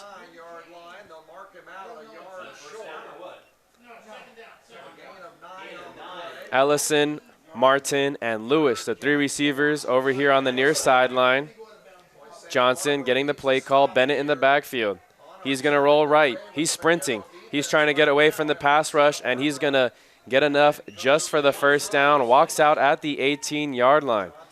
Johnson using that linebacker's speed to his advantage. It's really been the only running game the Monarchs have had all evening as well. It almost seems like the Monarchs' offensive game plan is drop back. All right, now we got to have Johnson pick one way to roll the left or to the right. And the receivers, I'm sure they practice this a lot during the week. When we see Johnson rolling out, which way are we going to reroute our receivers to? Which way are we going to change it up? And that's really hard as defensive back to cover in the secondary for 5 or 6 seconds. It's a jet sweep motion to Ellison. He's heading from right to left. Gets about 6 yards on the play, but there is a flag. The referee signifies that it's a holding penalty. So marching back 10 yards. It'll be 1st and 20 with 4:59 left to go in the third quarter.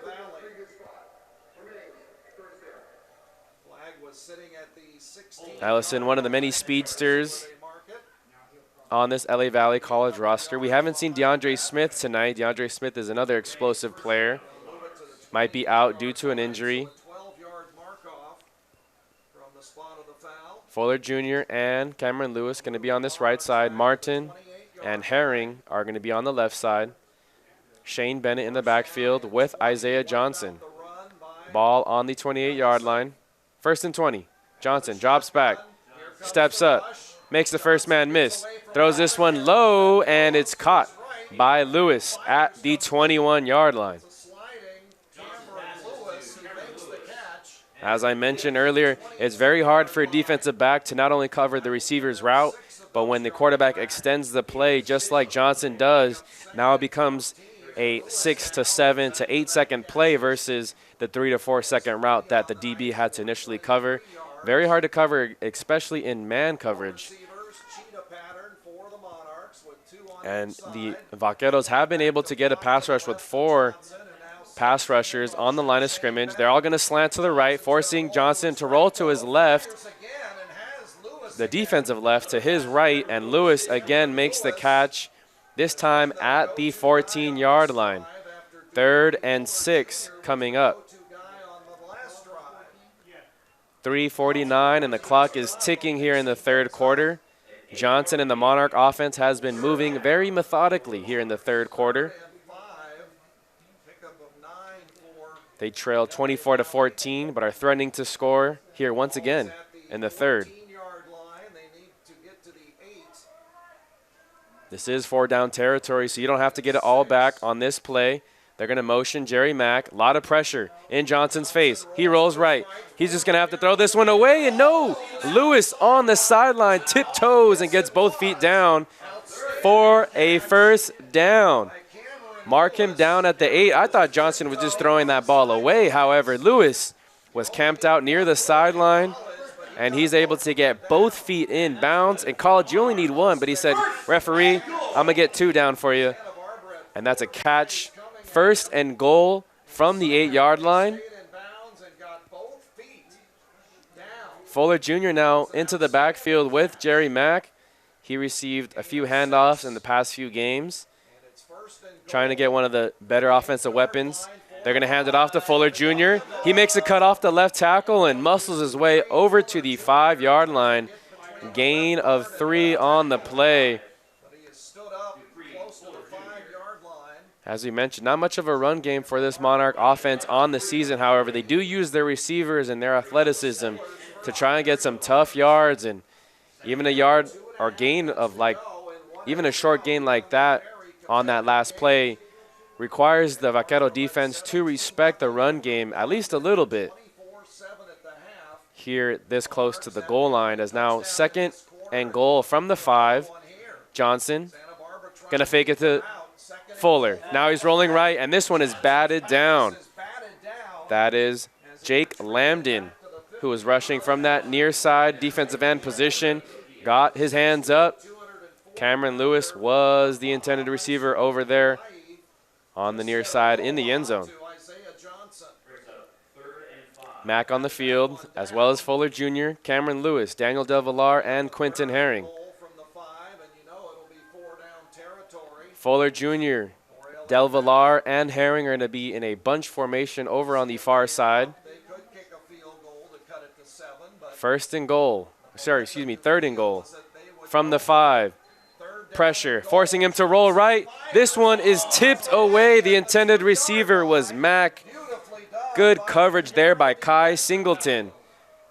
Kai Singleton didn't get a whole lot of playing time in the first half, but making a big play. The freshman from Granite Bay High School over in the Sacramento area, the 916 area code. And it will bring out 4th down. 4th and 5, and you hear the fans here at Monarchs Stadium LA Valley will go for encouraging their team to go for this 4th down situation. Defense ready on the sideline. If you follow the Monarchs this season, they don't have a reliable kicker. They've used a number of different guys. Guillermo Collin not dressed up in this game. Daniel Mauricio kicked the extra points. This is not much longer than extra points, so I'm surprised that Coach Towns wouldn't settle for a field goal here, but I guess that just shows how much faith he has in his backup kicker. There's a timeout on the field called from LA Valley College. A reminder, you are listening to LA Valley College football here on SportsNetUSA.net.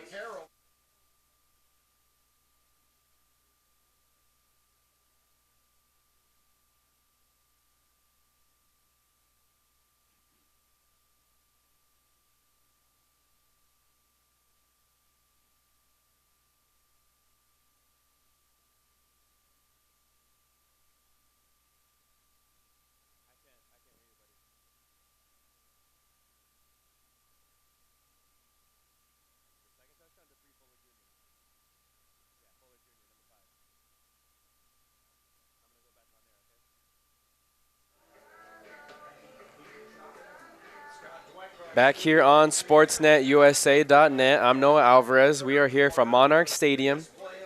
If you're tuning in live, you're tuning into an entertaining game this evening. The Monarchs have a 4th and 5. 4th and goal from the 5-yard line. 4 receivers over to the left.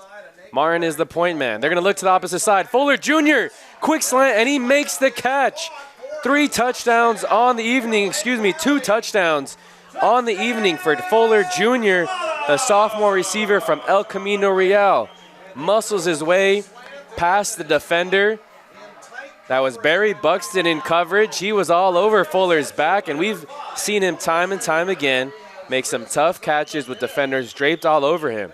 But when you have a big body like that, it makes it very hard for the defender to get his arms all the way around. It's an easy catch and throw for Isaiah Johnson. And if you're a Monarch fan and if you're a D1 recruit looking for receivers with big body targets, knows how to run every route in the book and high point the ball, look no further than Dupree Fuller Jr. from LA Valley College, as he's made plays time and time again, not only this game, but this season. And you got to remember, folks, here at this community college level, these kids are not only playing for themselves in this season and for the coaches, but they're playing for an opportunity to play at the next level. And Fuller Jr., a sophomore, I believe has earned himself at least a few looks with his on-field play, not only tonight, as well as his play in the game against the LA Harbor Seahawks and his play against other teams throughout this season. Following the PAT, the Monarchs now trail the Vaqueros 24-21 here with 1:53 left to go. You are tuned in to LA Valley College football here on SportsNetUSA.net. We'll see if Richard Torres decides to kick this one deep. They've tried a series of pooch and squib kicks over to this right side. Number 30, Jamari Cannon, is back deep on that side. They're going to pooch it to number 56, and he fair catches it at the 29-yard line. His teammate is frustrated. However, it was 56. First time we're calling his name, Isaac Jimenez, who fair catches the ball. Sophomore from Grace Memorial High School over in Bakersfield area. And so that's where the Vaqueros will start this drive. They have a 3-point lead, and they're seeing their lead dwindle after 14 unanswered points from the Monarch offense in this second half. We'll see how Alex Johnson and company can respond. 1:52 left to go in the third quarter. 2 receivers over to the right, including a tight end to Alex Johnson. Martin in the backfield. They're going to sweep it out to the right. Defense gives up the edge, and that's Sean Wilson who makes the tackle after a 5-yard gain from Martin. So 2 3-and-outs from the Santa Barbara offense to start this second half. We'll see if they have something cooking.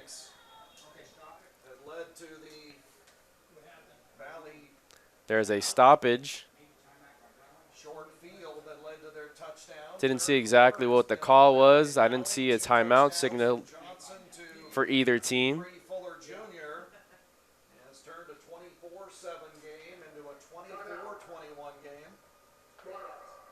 And it's actually LA Valley who burns another timeout. So their second timeout on the evening. They only have 1 left remaining in the second half. They have an entire fourth quarter left to play. We saw this against the LA Harbor Seahawks, in which there was poor clock management. The Monarchs were left without a few timeouts late in the, I believe it was in the second half. However, it didn't come back to bite them. They did win that game 36-31. It was their lone win of the season.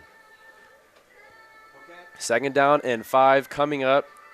Marching back onto the field in the defensive front, Elijah Hudson on the near side. Jordan Stevenson on the far side. David Francis Jr. and DeAnthony Jackson in the middle.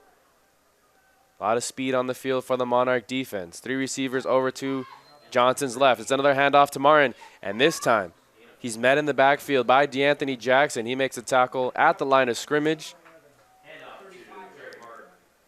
3rd and 5 from the Vaquero 35-yard line. PJ Trusty, as well as Michael Crowder, into the game for the Monarch defense. Corners Don Harrell and John Moore here on the near side. Jacoby Harvey going to walk up from the safety position. TK Drain also on the field. Dennis Wallace, the lone corner on that backside. It's a tunnel screen for Jordan Brown. Brown met by 1, 2, 3 defenders. He keeps moving his feet, and the Monarch defense keeps them short of the first down marker. We'll see if Santa Barbara decides to go for it. 4th and 3 from their own 37-yard line. It was Josh Brown, who caught the tunnel screen, and it was good rally there from the defense of the Monarchs. And they're going to send out the punt unit. So 3 3-and-outs to start this second half for LA Valley College defense. Their offense has been moving the ball methodically. They have 2 returners back deep.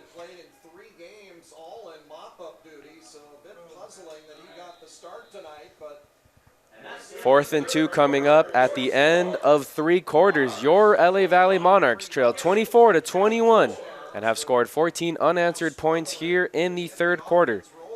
Thank you again for tuning into LA Valley College football here on SportsNetUSA.net. I'm Noah Alvarez. We'll be right back after this quick break.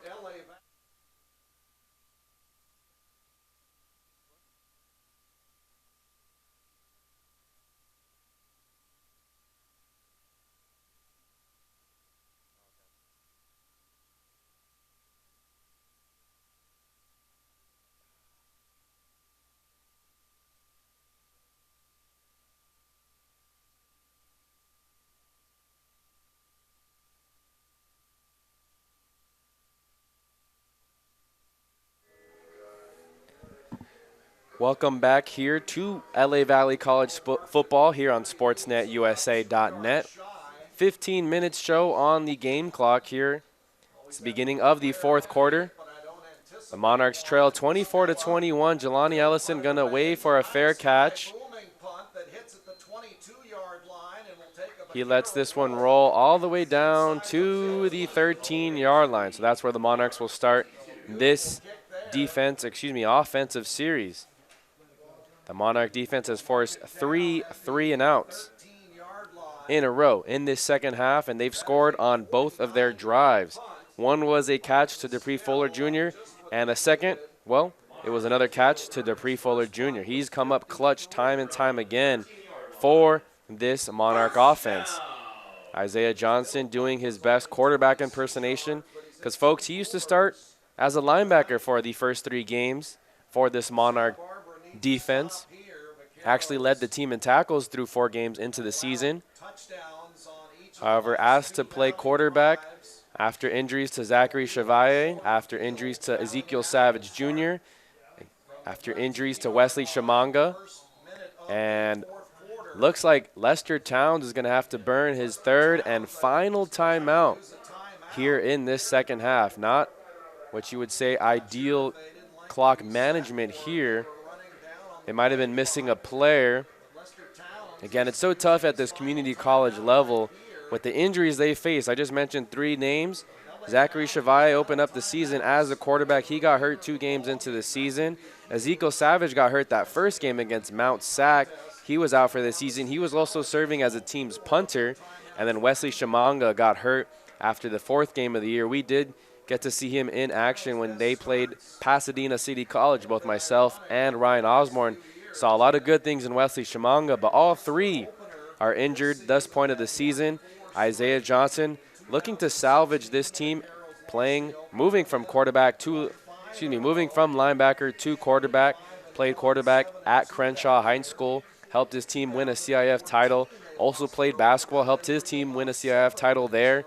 So the athlete moving from linebacker to quarterback helped this Monarch team get their first win here at Monarchs Stadium a few weeks ago against LA Harbor, and now looking to march down the field, put this team and give them their first lead on the evening, hopefully picking up their 2nd win of the season, first of conference play against a much better Santa Barbara team. Johnson's going to step up, and this one is intercepted. Intercepted by Jack Kilpatrick, and he walks it in for 6. Johnson had to step up. The intended receiver was Dallas Martin. He sat there waiting for the ball, and that's something they teach at the younger levels of football. If you're a receiver, do not wait for the ball to come to you. Attack the ball on those comeback or on those hitch routes, except Martin did not do that. Kilpatrick picked off the ball, walked into the end zone. So Santa Barbara does score. It's on the defensive side. Defensive pick 6, fumbled snap on the PAT attempt. That was Carson Doyle who was holding it. It was Dennis Wallace who came off the edge and made the tackle. And he was the only one rushing from the Monarch side too, so good effort on him to prevent any 2-point conversion opportunity on the broken play. However, it is 30-21. The Vaqueros lead over the Monarchs after the pick 6 from Jack Kilpatrick. We'll see if that maybe makes Isaiah Johnson play a little bit more carefully. He was kind of a loose cannon for much of the LA Harbor game and much of this game as well, and hasn't really paid the price. He has scrambled right and scrambled left, thrown across his body, thrown things that you would maybe ask a quarterback never to throw, and that time he does get burned. It's the easiest pick 6 that Kilpatrick will ever have in his playing career, I'm assuming. And now it's a 9-point deficit for the Monarchs.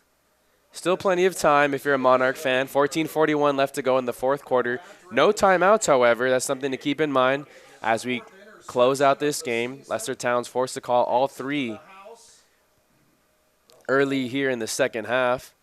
Back to deep to return is Vicente Cepeda and Jelani Ellison. This is the pooch kick. Not very deep. It's going to bounce back. And this bounces, fortunately for the Monarchs, right to Cepeda. But there was a Vaquero who was down the field. Xavier Bonds had it in his hands, but he was coming in so fast that he didn't have a chance to slow down and corral it. It bounced off his chest plate and into Zepeda's hand.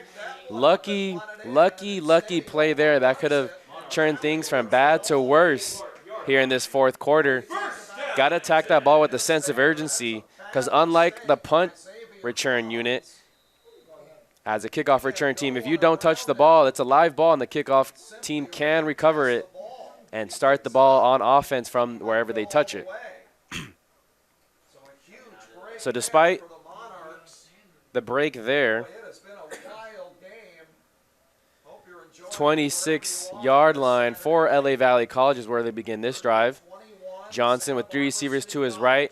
He's going to hand it off. No, fake it to Bennett, and it's a high throw for Fuller Jr. Another flat pass, but this time perhaps a little gun shy with a lot on it. Sails it over the head of And we pondered this before this drive started. Will Johnson maybe be less eager to throw some of these routes after that interception return for a touchdown by Jack Kilpatrick in the previous drive?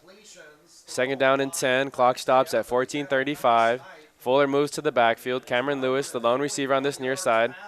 Bennett takes the handoff, the sweep to the right, and he goes backwards. There is a penalty on the play. There is a marker down, I believe. So hold everything. It was thrown from the far sideline referee. Might be in the vicinity of a face mask penalty. Looks like they're going to be marking it against Santa Barbara. Personal foul, face mask penalty on Santa Barbara. So 15-yard penalty, and that's a blessing if you're the Monarch fan and from the Monarch offense. After a play that was an incomplete pass and then a negative 2-yard gain on the first run right there by Bennett. Now they have a fresh set of downs from the Monarch 43-yard line. The Vaqueros, a silly mistake. Bennett in the backfield with Fuller Jr., Lewis, and Martin, the 2 receivers over here on the left side. Johnson drops back, has some time to throw, steps up in the pocket, now forced to roll to his left. He looks back down the field. He dumps it off for Fuller Jr., and Fuller Jr. steps out of bounds at midfield. Gain of 7 on the play. Nice little dump off by Johnson. And Cameron Lewis exceptionally well. It was Tyler Hoffney who was applying the pressure from the linebacker position on Johnson. Once Hoffney committed to Johnson, he left the flats wide open, and Fuller had plenty of room to make that pitch and catch. 2nd down and 3 from midfield. Johnson and the Monarch offense moving from right to left. Hand off to Bennett. Bennett has a room on the left side. Fuller Jr. makes a huge block, and that's what you want to see from a receiver at this level.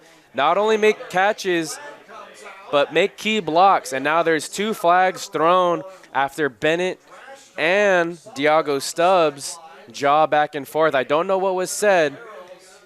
It might be an unsportsmanlike conduct penalty on both teams that kind of negate one another.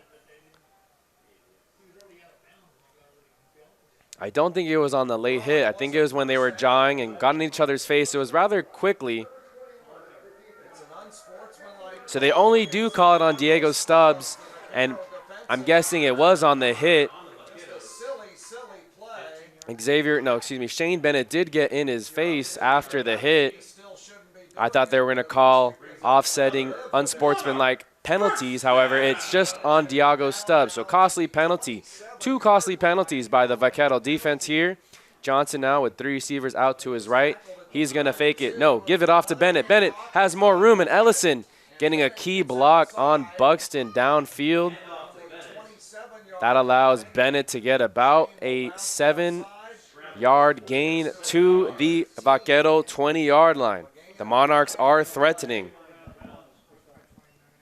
They actually mark him down at the 19-yard line, so they are in the red zone. 12:50 left to go here in the 4th quarter. Things are getting interesting, folks.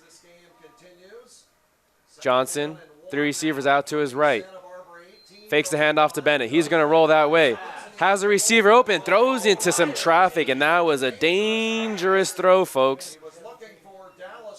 If you're Johnson's quarterback coach or Lester Towns, you're holding your breath after that throw. That was not the ideal throw that you would like to see your quarterback make, especially driving all the way down the field. Johnson, I'm sure, has a huge sigh of relief after getting away with that one. 3rd and 1. 33rd pass of the night by Isaiah Johnson. 3 receivers to his right. Bennett in the backfield. He's going to, no, he gives the handoff.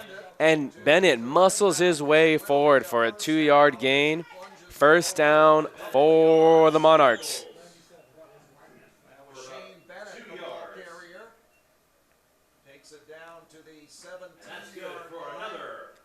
This Monarch offense has been cooking here in the second half.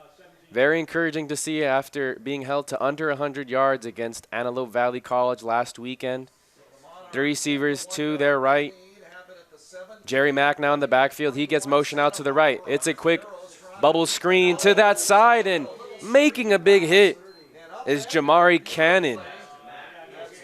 Missed blocking assignment there by the receiver on the outside, and Jerry Mack took all of that hit right there. That's going to be right at the line of scrimmage, no gain, and second down.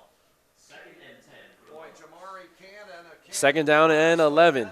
Johnson getting the play from the sideline. Jerry Mack in the backfield with him. Martin, Lewis, and Ellison, the 3 receivers over here on the left side. Daniel Del Villar, the lone receiver on the right side. No Fuller Jr., which I'm surprised to see because he has come up time and time again for this Monarch offense.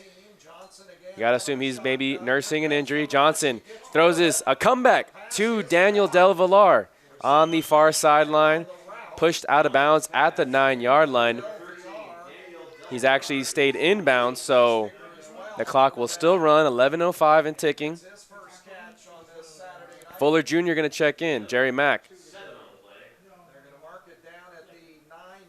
No, Jerry Mack's going to stay into the game. Martin and Lewis here on the left side. Fuller Jr. in the backfield with Mack. 250 yards passing on the night. For 256. 3rd and 2 from the 10-yard line of the Vaquero defense. He hands it off. No, he keeps it to Fuller Jr. Johnson muscles his way through the first defender and is met by a wall of Vaquero defenders. First defender there was Devin Tercerny White.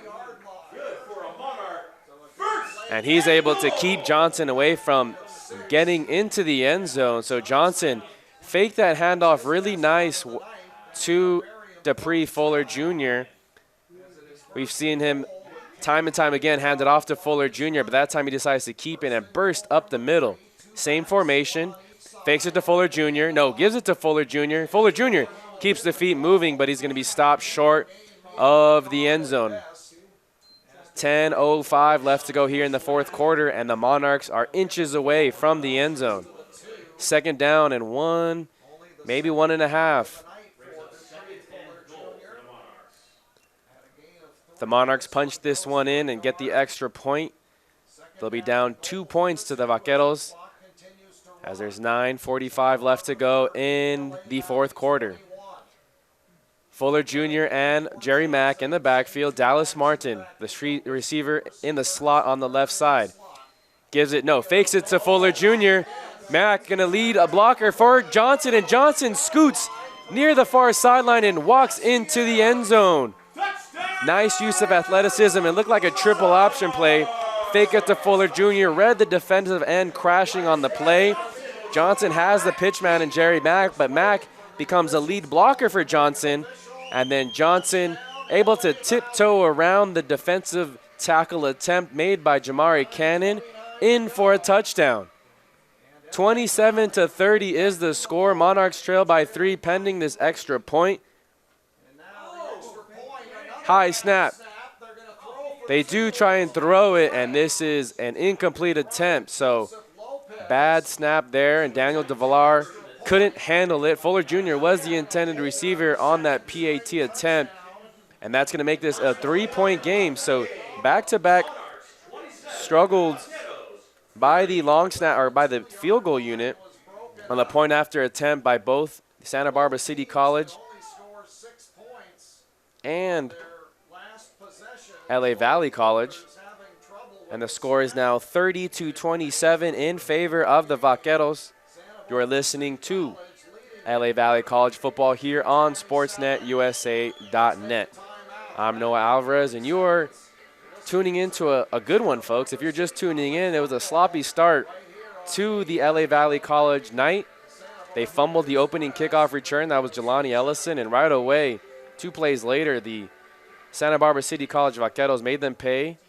It was a 22-yard catch and throw to Cyrus Wallace, and then only a couple minutes later, they got the second touchdown on the board. It quickly became a 14-0 deficit for the Monarchs as Cyrus Wallace was able to catch his second touchdown of the evening. This kickoff is short, returned at the 30 to the 30-yard line, and that's where the Vaqueros will start this offensive drive. Then after that, the Monarch defense was able to hold the Vaquero offense to a field goal, and that was the last time their offense, no, it wasn't their last time, but it was the second to last time the offense put up points on the board. Then on a quick fake screen and vertical pass to tag along with it, Johnson was able to connect with Dallas Martin for a 57-yard touchdown. This is a handoff to Norfleet. Norfleet makes the first man miss. Tough yards here. He stood up by Richard Graham. PJ Trusty, Dennis Wallace in on that stop, but it's after a gain of 6 yards. If you're the Vaqueros,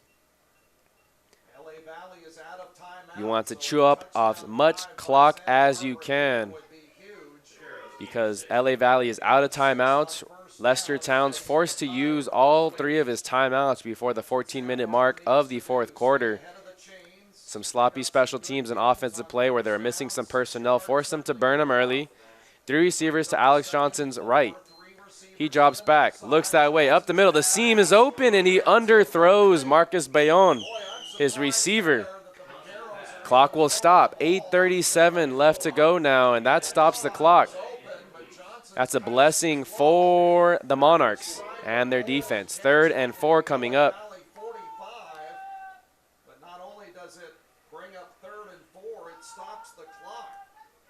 Cyrus Wallace and Marcus Billon, the receivers on the far side. Joshua Brown and Chase Wells, the receiver on the near side. Makai Norfleet in the backfield with Alex Johnson. It's a low snap, bounces to Johnson, and Johnson never got a good grip on it. He throws it short, Feb Ballone, and that'll bring up 4th and 3. You see the frustration over there on the sideline of Santa Barbara City College. This is the team that entered tonight's game with a 25th ranking spot in the latest CCC ISIA rankings. They were stomping all over their last few opponents. Their last loss came the first week of the season to Allen Hancock, another quality team here in the CCCAA. However, they have not showed and come out with their A game tonight. This punt is going to be short. Jelani Ellison's going to let it bounce.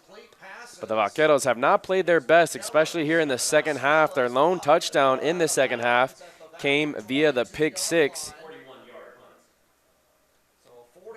So after the Monarchs made it 17-7, right before the halftime, the Vaqueros were able to score on a touchdown from Alex Johnson to Marcus Ballone for a 21-yard score. That made it 24-7 at the half, but since the halftime, it's been all Monarchs on offense. Isaiah Johnson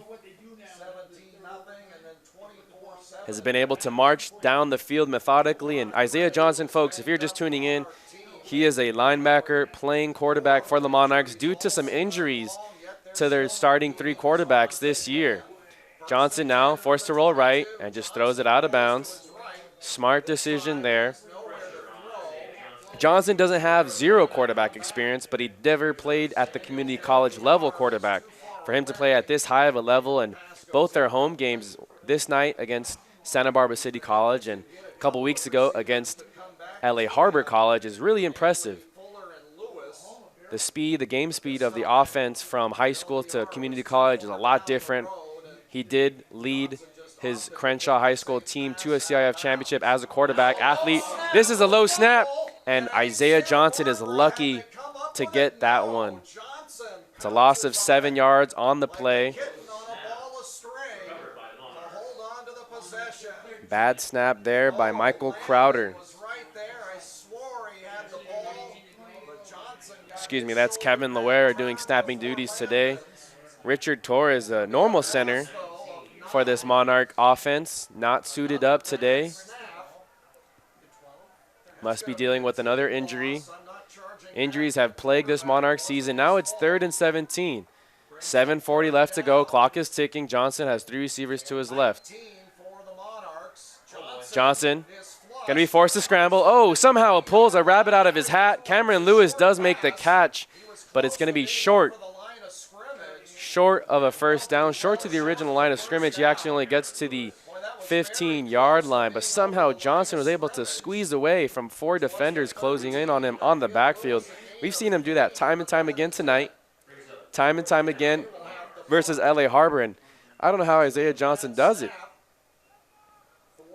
Got to credit his conditioning, off-season conditioning program, his leg strength program, whatever he does to keep himself in playing shape, because he has been running all over the backfield as a player runs off and then quickly runs off the field.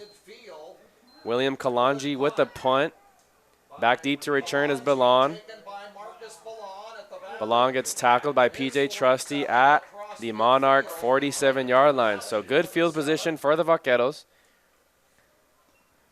Looking to score a touchdown and chew up some clock. A touchdown would make this a 2-score game again as they lead 30-27 over your LA Valley College Monarchs. A reminder, you are listening to LA Valley College football here on SportsNetUSA.net. So a 7-yard return officially by Marcus Ballon. Santa Barbara. It was 24-7 at halftime, but 14 unanswered points by the LA Valley College offense made things really interesting. It was 24-21 before Isaiah Johnson threw a pick 6 to William Kilpatrick. This is a quick throw to Bellon. Bellon makes 3-man miss, and he's finally brought down from behind by DeAnthony Jackson. After a 14-yard gain, moving them all the way to the 31-yard line. Good, quick pitch and catch from Alex Johnson to a slot receiver who's been relatively quiet. He did have a touchdown back in the second quarter right before the half ended with 2 minutes left to go. However, he's been held relatively quiet since then. 1st and 10, 6:05 left to go in the fourth quarter. Ballon is going to motion from left to right. He fakes the handoff to Norfleet, and I think there was miscommunication. Norfleet went by him on and not expecting the handoff. Johnson was expecting to hand it off to Norfleet. So Johnson falls forward, does pick up 2 yards. Let's see if the Monarchs have another defensive stop in them. They held the offense scoreless the entire second half. Their only touchdown that came for Santa Barbara City College was via pick 6 from William Kilpatrick. That was early in the fourth quarter. Here's a quick pitch and throw to Cyrus Wallace. And does he have enough for a first down? It's on the far sideline, and that far side referee is going to give him the first down. Cyrus Wallace does he's actually going to stay on the ground. He actually got slammed pretty hard. Prince Inanzala and Dennis Wallace were the two to rally up and gang tackle over on that side. And Cyrus Wallace is going to stay down right near his team's sideline. 5:22 left to go here in the game. The Vaqueros have a 30-27 lead over LA Valley College. Reminder, you're listening to Monarch football here on SportsNetUSA.net. As we mentioned earlier in the broadcast, both teams play for the American Pacific Conference. Also playing in the American Pacific Conference is Antelope Valley and Santa Monica. The Antelope Valley College defeated Santa Monica 36-31. If you're keeping tabs on the entire conference as a whole. Santa Barbara looking to move to 2-0, and they could do so here if they punch it in 4-6, as the Monarchs have 0 timeouts left, and it'd be hard to get 2 scores with this much time remaining. It's a quick throw out to the flats on the left side. Bellon marches out of bounds after picking up about 7 yards, and they're going to mark him out of bounds at the 12-yard line. So 2nd and inches coming up. Monarch defense showing that they're gassed a little bit. Haven't been able to get the pressure that we've seen for much of the third quarter. And this is where, if you're Lester Towns, you could maybe use a timeout or two to freshen up the defense. However, he was forced to use all 3 timeouts before the 14-minute mark. As this one's handed off to Norfleet. Norfleet gets to the edge. Chased down from Graham, Sean Wilson, and Elijah Hudson are also there. But the Monarchs are lacking that burst that they had in that second and third corner when their defense was flying fast. The conditioning for this defensive team may be failing them at this point. It's first and goal from the 10-yard line, so it was enough to pick up a first time. Norfleet did a nice job of staying in bounds. 4:19 to go and ticking. Alex Johnson taking his sweet time to get the play call from the sideline. For the Vaqueros, you do not want to settle for a field goal. You want to get a touchdown, make this a 2-score game. Johnson's going to look left, throws it in on the slant, and this one is caught. Caught for a touchdown, and that is, no, there's a penalty on the floor, and it's going to be a holding penalty on the offensive line for the Vaqueros. So not so facts, folks. It was Joshua Brown who made the catch and took a big shot from Sean Wilson coming from the safety position. Jacoby Harvey was also in coverage there on that right side for the Monarch defense, but marching back 10 yards. First and goal now from the 25-yard line.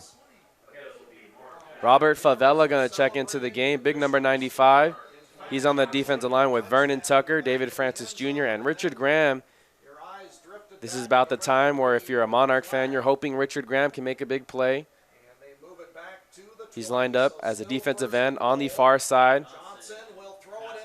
Throws it to the flats. Ballone makes a first man miss and then gets pushed out of bounds at the 6-yard line. Made 2 defenders miss, and now there's one Monarch defender slow to get up. And there's some extracurricular activity. If you're the Monarch defense, you got to be careful. Don Harrell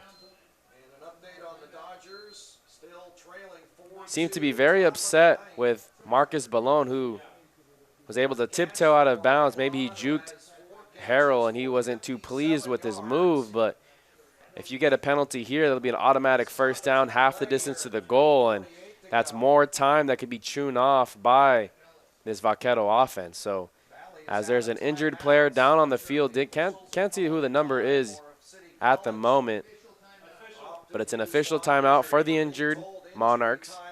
3:48 left to go here in the fourth quarter. It's a tight one as the Vaqueros lead 30-27 over the Monarchs. You're listening to LA Valley College Football here on SportsNetUSA.net. Also on SportsNetUSA.net, let's see if we can get you a score for that Fullerton College Southwestern game. It was 15-0 at the half. Colleagues Corey Nayland and Mark Pavlovich on the call in that game. And on the score update, Hornets lead the Jaguars 31-0. That's also on SportsNetUSA.net. But here at LA Valley College, Monarchs Stadium, it's a tight finish here. Strong eye formation. Alex Johnson under center for the first time. Handoff to Jerry Martin. Martin gets about 2 yards and is tackled down at the 4-yard line. So third and goal coming up, folks. Monarch defense is out of timeouts, so any penalty here that gives them a fresh set of downs would pretty much seal it. They need a big stop. Big number 74, Taleem Thompson, who plays offensive line, is going to march out into the game. Line up ahead of the center. Johnson in the backfield with Mackay Norfleet. And Jerry Martin wearing number 3. He's the deep back, strong eye formation, a tight end to the right. Going to be a quick slant over to the left side, and Sean Wilson gets a finger on it. The intended receiver was Marcus Bellon, and Sean Wilson, coming from the linebacker position, was able to get out to the curl to flat. Didn't bite on the play action too much, wasn't fooled at all, and guess what, folks? The offense for the Vaqueros is going to stay out there. 4th and 4. A field goal would make this a 6-point game. Head coach Moropoulos says, the heck with that, we're going to go for 6. 86, the tight end. Ben Ortiz lined up on the right side, same formation, 2 receivers to the left. And Alex Johnson is going to be called a timeout. right before the play clock hits 0. So the Vaqueros are going to think things over as they have the ball at the 4-yard line. Huge 4th and goal play here, because if they get the touchdown, well, it's game over, folks. If they do send out the field goal unit, it becomes a 6-point game. If they do convert, remember the Monarchs have 0 timeouts remaining.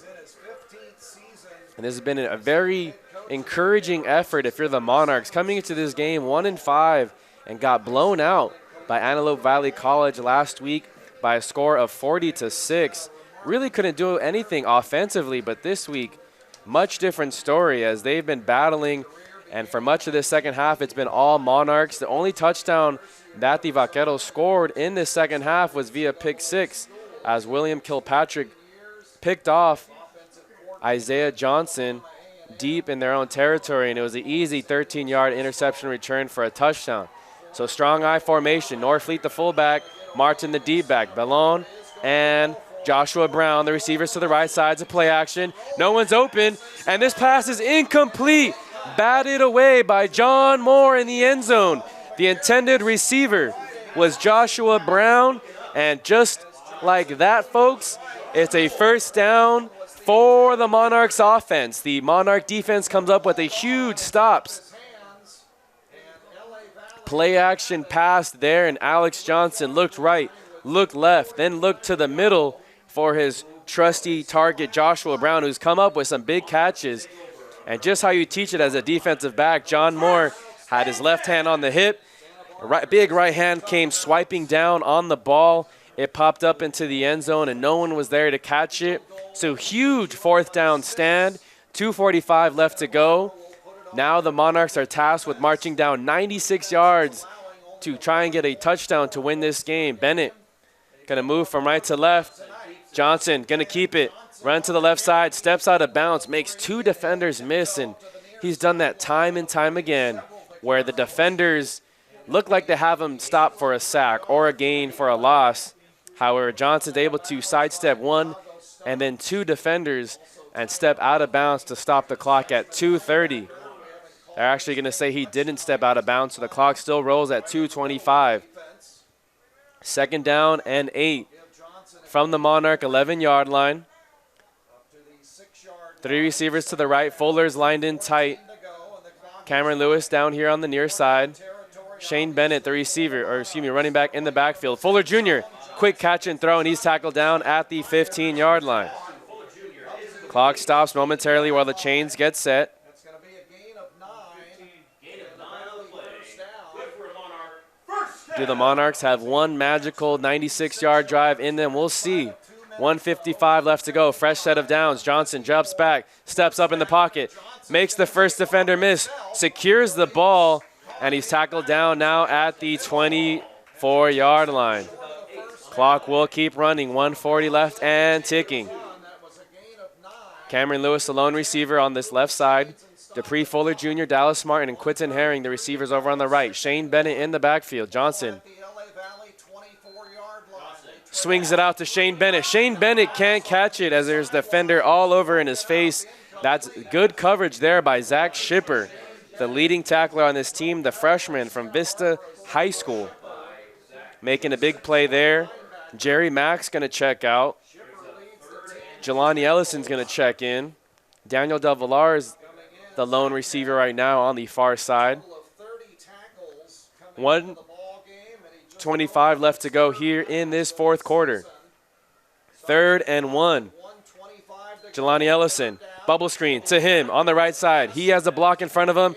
Burst of speed for about a 4-yard gain. Doesn't get out of bounds. The sideline here for the Monarchs saying to clock the ball. The clock does stop while the chains do get reset.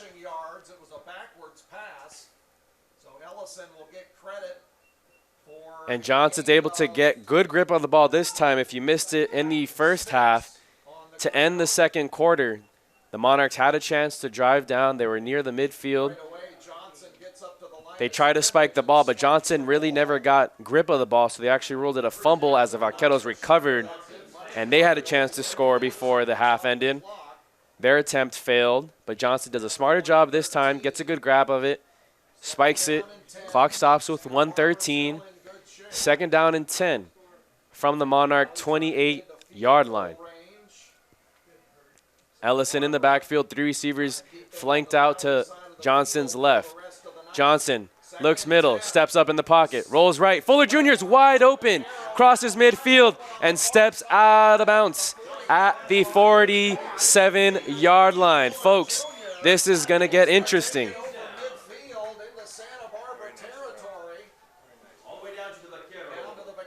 First and 10 from the Vaquero 47-yard line. 1:04 left to go in the game.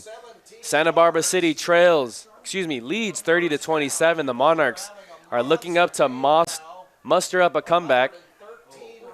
Ellison in the backfield with Johnson. 3 receivers out to his left. Ball on the right hash.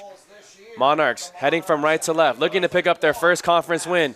He swings it out to the flats in Ellison, and Ellison, he drops this ball, and I think it's a wise drop there. I don't know if he intended to drop the ball, but it does stop the clock. Defender Zach Mahan was in coverage. 59.2 seconds left remaining in the fourth quarter. Ball near midfield. Johnson getting the play call from the sideline. A touchdown puts them in comfortable lead with under a minute left to go. It's a quick throw to Ellison. Ellison on the screen. He has blockers in front of him. He gets about 9 yards, but the clock's going to keep ticking.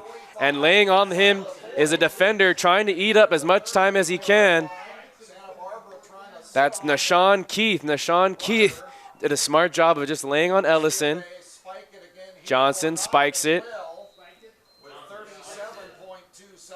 So 37.2 seconds left to go in the game.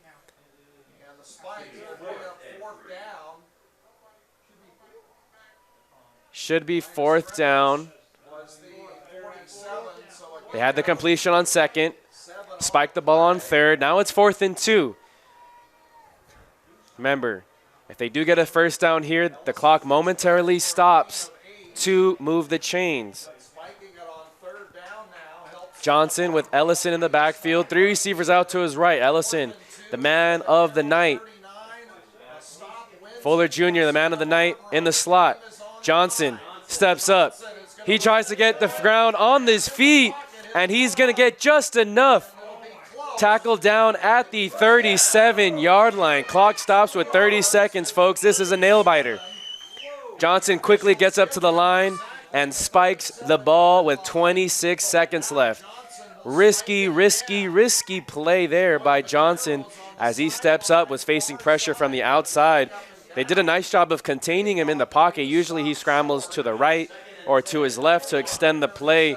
The D-tackles did a nice job of only funneling up the middle, and the linebackers were in position, but Johnson using that linebacker frame to move his feet, move the pile forward, and now it's 2nd down and 10. Ball is at the 37-yard line. Ellison still in the backfield alongside Johnson. They're going to roll right. He's facing pressure. He's going to try and throw right. Now he's just going to throw this one out of bounds. Cannon was the receiver. Daniel Del Villar was the intended receiver. Cannon was the one in coverage. 20 seconds left to go in this game, folks. No timeouts remaining for the Monarchs. 3rd and 10 from the Vaquero 37-yard line. Johnson on the field with Cameron Lewis, Dallas Martin, Dupree Fuller Jr. Daniel Del Villar motions all the way to this near sideline. He's the lone receiver, and Ellison is in the backfield. Johnson takes the snap. Faces some pressure. He's going to throw it deep for Ellison. Ellison is pushed out of bounds at the 7-yard line. It's a catch, folks. He runs the running back wheel route, gets behind the linebacker in coverage. That was Zach Schipper, and he was no match speed-wise as he was able to outstride him. A better throw would have led him into the end zone. But if you're a Monarch fan, you're 1st and goal from the 10-yard line. The clock does stop because he was pushed out of bounds. 14 seconds left to go. Risky call by the Vaqueros to play man coverage with the linebacker on Jelani Ellison. a dynamic offensive threat. Now they're going to rush 5. Johnson going to throw it up to a wide open Daniel Del Villar, and he is in the end zone for 6 with 9 seconds left on the scoreboard, folks. LA Valley College goes up 33-30. The Vaquero defense sent 5 pass rushers, miscommunication on the back end defensively, and wide open right where the A is in LA Valley on the end zone is Daniel Del Villar. Holy cow, his first touchdown of the season comes at the most opportune time for this Monarch offense. And pending the PAT, this could be a 4-point game. Good pass rush there by the Vaqueros, but Daniel Mauricio's kick is good. 9.6 seconds left to go in this game. And your LA Valley Monarchs have a 34-30 lead over the 25th ranked team in the state. A reminder, you are listening to LA Valley College football here on SportsNetUSA.net. I'm Noah Alvarez. Thank you again to Edward Ford for helping get this stream up live on air for you folks. If you're watching this on tape delay, you're still tuned into a great game. You're just missing it in live real time. Thank you again to Coach Malice and everyone here with the athletic department of LA Valley College for helping me get set up and taking care of the internet and anything else I need, offering me water and snacks. And we're here at Monarchs Stadium, and plenty of the fans are up on their feet. 9.6 seconds left to go. LA Valley looking to get their second win of the season, first of American Pacific Conference play, and move to 2-5 on the season.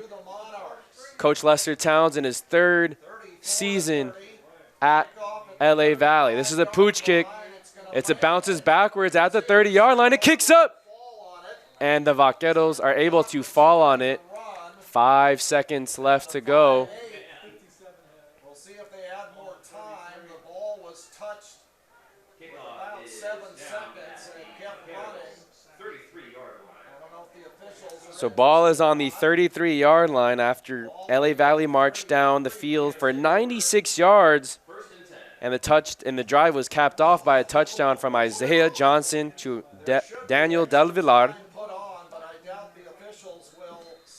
5.8 seconds left to go. 3 men are down on the line of scrimmage to rush. They're going to try a series of laterals as Marcus Bellone gets the catch at midfield. He tries to toss it, and right there to pick it up is David Francis Jr. That's it. Zeros on the clock, folks. And LA Valley has pulled off the upset. Probably of their season as they move to 1-1 in conference play. 2-5 on the season. And Lester Towns maybe has his signature win, his first signature win as the head coach for LA Valley. And Santa Barbara City College, they enter tonight's match as a 25th ranked team in the latest CCC SIA rankings, coming with a record of 4-1, but they now fall to 4-2. They move to 1-1 in American Pacific Conference play. They will take on Antelope Valley College next week as LA Valley will host Moore Park College. That game will also start at 6 p.m. I will also be on the broadcast for that one next weekend. Folks, what a wonderful game that was, and what was a very lopsided and very sloppy start to the game as LA Valley waving goodbye to Santa Barbara City College. Huge upset as Santa Barbara City College was up 17-0 in the first quarter. And at halftime, they were up 24-7. But in the second half, it was all LA Valley College. 2 3-and-outs and 14 unanswered points by the LA Valley College offense really had them in business. The lone slip-up of this second half was the pick six thrown by Isaiah Johnson to William Kilpatrick to make it a 30-21 ball game. However, the Monarchs didn't flinch. They marched down the field for not one, but two late fourth quarter drives, the last one being a 96-yard drive that was capped off by Daniel Del Villar. It was a touchdown of 9 yards from Isaiah Johnson to Daniel Del Villar to end this game with the final score of 34-30. Wow, what a game, folks. What a fun game it was. Whether you're a broadcaster, whether you're a fan in attendance, whether you're a fan watching via replay on YouTube, we want to thank you for tuning in to another game of LA Valley College football here on SportsNetUSA.net. A reminder, you can catch more LA Valley College football action on SportsNetUSA.net. We'll be back here at Monarchs Stadium for LA Valley versus Moore Park as they now move to 2-1 here at Monarchs Stadium. This team plays with a lot more swagger and confidence here when they're at home playing in front of their home crowd. And despite the injuries, despite the players that have been ruled out for the season, fourth-string quarterback Isaiah Johnson, who was a converted linebacker, comes through for this team. Daniel Del Villar, who was not getting playing time at the beginning of the season, comes through for this team, and the Monarchs move to 2-5. A reminder, we'll have LA Valley College football next week on SportsNetUSA.net as they host Moore Park College. You can also tune in to more games via Golden West College, Fullerton College, as well as some ELAC College football and volleyball on SportsNetUSA.net, your leading broadcast company in community college sports across the state of California. For Edward Ford, I'm Noah Alvarez. Thank you again for tuning in to LA Valley College football. Your final score on this one, the Monarchs 34, the Vaqueros 30.